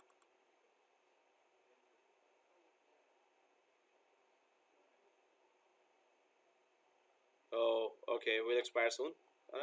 But yeah, this is the foundation one. So that's yeah. So VMware certification existing login, and that is you already see that it is on mylearn.vmware.com. So I'm just gonna go back here, and I wanted to actually show you that, and then there is the professional exam. This is 115 minutes, 70 questions for professional, $250, which is $70 after voucher discount. So I just wanted to go inside. Will vSphere 6.5 courses satisfy? Okay. Uh-huh. Okay. Let me just get back to certification. And I just wanted to show you the voucher. So data center virtualization, that's what you're doing. And inside that data center virtualization, this is VCP, what you're doing, VMware Certified Professional, and VMware Certified Professional 2019 data center virtualization. And if I click further down here, so that is, again, it starts. So they are just referring to it as 6.7 2019, right? So other than that, they're not referring it to. So what I was looking for was professional 2019. So this is the badge you're gonna get there when you are done with that. And so what I was looking for was the code, that what are they calling them there, because it is 2v0602, 2v0603. Now there's one more area that I can just confirm right away, and that is when I'm going for exam collection. That's your favorite site, I know. So it is going for 2v0, so search 6.7. So this is, yeah. So guys, this is 2v0 dash 21.19 PSE. So professional vSphere 6.7 exam 2019. So this is the exam they have. This is the code that they are giving. So what is 21.19? 19 is the year, right? So when you are going for that, it is going to, it is PSE. What is PSE? PSE is that you have official voucher and you're using that voucher. So you cannot go for non-PSE, or if PSE is not written there, you cannot go for that. You cannot give that with voucher. So if you put the voucher and PSE is not written there, so they won't accept that. So there is that 2v0-21.19 without PSE and with PSE. So those who have got the voucher from the authorized college, they have to use this. So the authorized college means you have done the training there, and now you're going for 6.7. So if it is PSE, that is the only one that you can use the voucher with. That's what I wanted to show you, right? So when you are scheduling the foundation exam, the unproctored exam yourself at home, so when you're scheduling, so 210, this you have to memorize or remember, 2v021.19, which is actually foundations, not professional, seriously. So PSE is the one that I wanted to show you, that it is PSE, but sorry guys, this is professional, right? Professional you cannot give at home. So let me just show you that here, if they have that. Oh, they don't. Okay guys, so you're on your own. Just kidding. You're not supposed to be on your own. Oh, they didn't release that yet. I mean, 6.7 foundation. So you can give 6.5 is expired. So it's just professional. So I gave the voucher for both, but so the help is not there anymore. I mean, like, you can ask Mary as well. They didn't even release that, so you may have to wait. So you can just go for professional directly. When foundation is released, go for that too, right? When you have the help for the foundation as well. You can prepare for a professional with this PSE, and when professional, you have to come here and give the voucher to Mary. That's what you need to remember for professional. Unproctored, what I was talking to about, so they don't have it right now. Maybe by the time you, oh, seriously, see this? 2v0.01.19 vSphere 6.0 foundation. So they just don't have it organized here. So I'll just go for this, and I need to give you the code, and which is this, and so this is the foundation code here. So they have it. I was thinking they don't have it, but they have it. So you're good. Even tonight you can give the exam if you're that in that hurry. So 2v0-01.19. If you see VMware 6.7 foundations, that's unproctored one, right? And I'll just copy that from here as well, because in VMware side normally we have to really dig down in for very basic things. So I just went.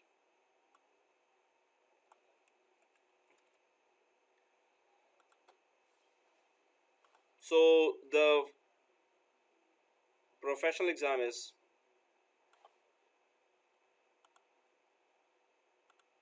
this. So guys, this thing you have to memorize: 2v0-01.19 and 2v0-21.19. So you need to memorize that or take a picture of this, and yeah. So when I go there and click that link, right? So it's giving me option to VCA V2E0602 and 6.7, 6.0. This one should give me like 6.7 option. Huh? with the voucher. With the voucher? Without voucher, it is giving? No, I mean like At I all. just clicked the voucher link, so it gave me like a pop-up tab. Hmm.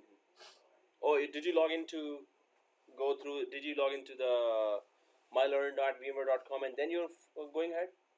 No. First you told us to click that voucher link, right? Yes. So when I click that link, Oh. it shows me go to vmware.com, not mylearn. Mm-hmm. Okay, Arslan says also, okay, I'm a bit confused. So, Arslan, ask questions if you want. So, this is about the exam. So, what is your question, Arslan? And also, Nazik is also asking question. Oh, okay, he's asking the. Same question. No, he's asking start from the start. So, let me just explain that as well. While no, you have to keep on going. You have to keep on going right now. From here? Yeah. Schedule. It's not. Oh, this one. Sorry. Yeah, but that's not mylearn, right? That's the VMware. So where's the? Okay, we go back to the link because I have some questions here that I need to answer. Which one? Oh, I think we have. Okay. They're asking at 7 o'clock. Then we go sit there, and because at the end of it, it will say, "Do you want to start?" Okay. So guys, here I'm taking any questions right now. So Arslan is asking.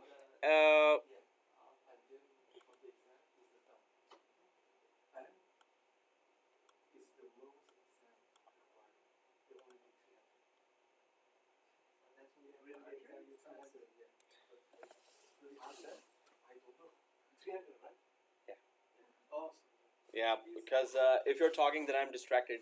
So there are questions here. So okay, here Asan is asking. Okay, so there are two exams in total, proctored and unproctored. The proctored is done in college. Yes, proctored is that you have to use a voucher. Well, you can do it on any exam center, but do ask them that they know the procedure of how to register with the proctored. So Mary here, she's an expert in adding you to the voucher. With the help of voucher, she can schedule your exam right away. But other testing center, I'm not sure if they know that. So that's why proctored you have to come to college. Unproctored you can give anywhere. So and the unproctored is done at a testing center. Unproctored. So I'm just gonna put that information here, Arslan. That unproctored is this. So this is all about unproctored right now. So and I'll just foundation means foundation equals unproctored. Foundation equals unproctored, and unproctored give it anywhere, right? And the professional equals so professional equals proctored, and proctored, and that equals give it at net plus college. Or if you don't want to come this far, then try to go to your nearest center, Pearson View exam testing center, and ask them, hey, I have an official VMware exam voucher for 6.7 or VMware 2019, so vSphere 2019. So do you know how to register or schedule me with the help of that voucher? And you need to give $70 after that using the voucher. Otherwise, you will be giving $225 if you don't have that voucher. Obviously, you will use the voucher with $70. So the proctored you have to it's a professional exam you have to give here. So other than that, yes sir. So, say I'm all ready for the proctor. Do I just call Mary and say I'm coming in this afternoon to write the exam? Or Yes. like I don't do it online? No. I don't sign up online. So proctored exam you don't have to, better not go online and schedule that, and let Mary do that. So I'll come, Mary, I'm coming at 3 o'clock. I want to write the exam, and she says, okay, bring the chair that I'm going to. Exactly. Yeah. Exactly. So when you're prepared, you're gonna need to give the exam. Then first call Mary that hey, today are there any seats available? Oh, okay. And whichever day is available, she'll just call. Is she here during the week too, sort of thing? Or- Weekdays, yeah, she's here weekdays and weekend. Yeah. But call first that if the seats are available, and then she will just process the proctored one, right? So and the question is, and the proctored is done at a testing center unproctored. So yeah, Arslan, I mentioned that, and then also I can't find where you went to find these exams on the website, and the college exam, where are the exam collection files for these exams? So the Arslan, the exam collection files are with Amin. He has all that, all the files for exam collection, so you can just get the latest files from exam collection there, for foundation as well as that. So it is, the website is, I hope you heard that already, examcollection.com, and I will be giving you that latest files for foundation and for professional both. So, and that's the website that I mentioned there, and I already mentioned. Yeah. Yes, foundation and professional are both multiple choice, and just like MCSA exam, there is no lab there. There is no lab there. But and already mentioned also, if you have voucher of foundation can be used 6 times. This means and every time you have to put $35 every time. So, and yes, for professional exam, uh, professional exam voucher can be used 3 times. So if you fail 2 times, and third time you're giving that, so every time you need to give $70 to give this exam, and talk to Mary before you give the professional exam. Professional exam or proctored or professional can be given only here. And so $70 for unproctored and 35 for proctored. So Asan is opposite of that. See this on the top here, foundation unproctored, and that is $35. So I'll just go for, oh yeah, welcome. So and $70 for proctored or professional.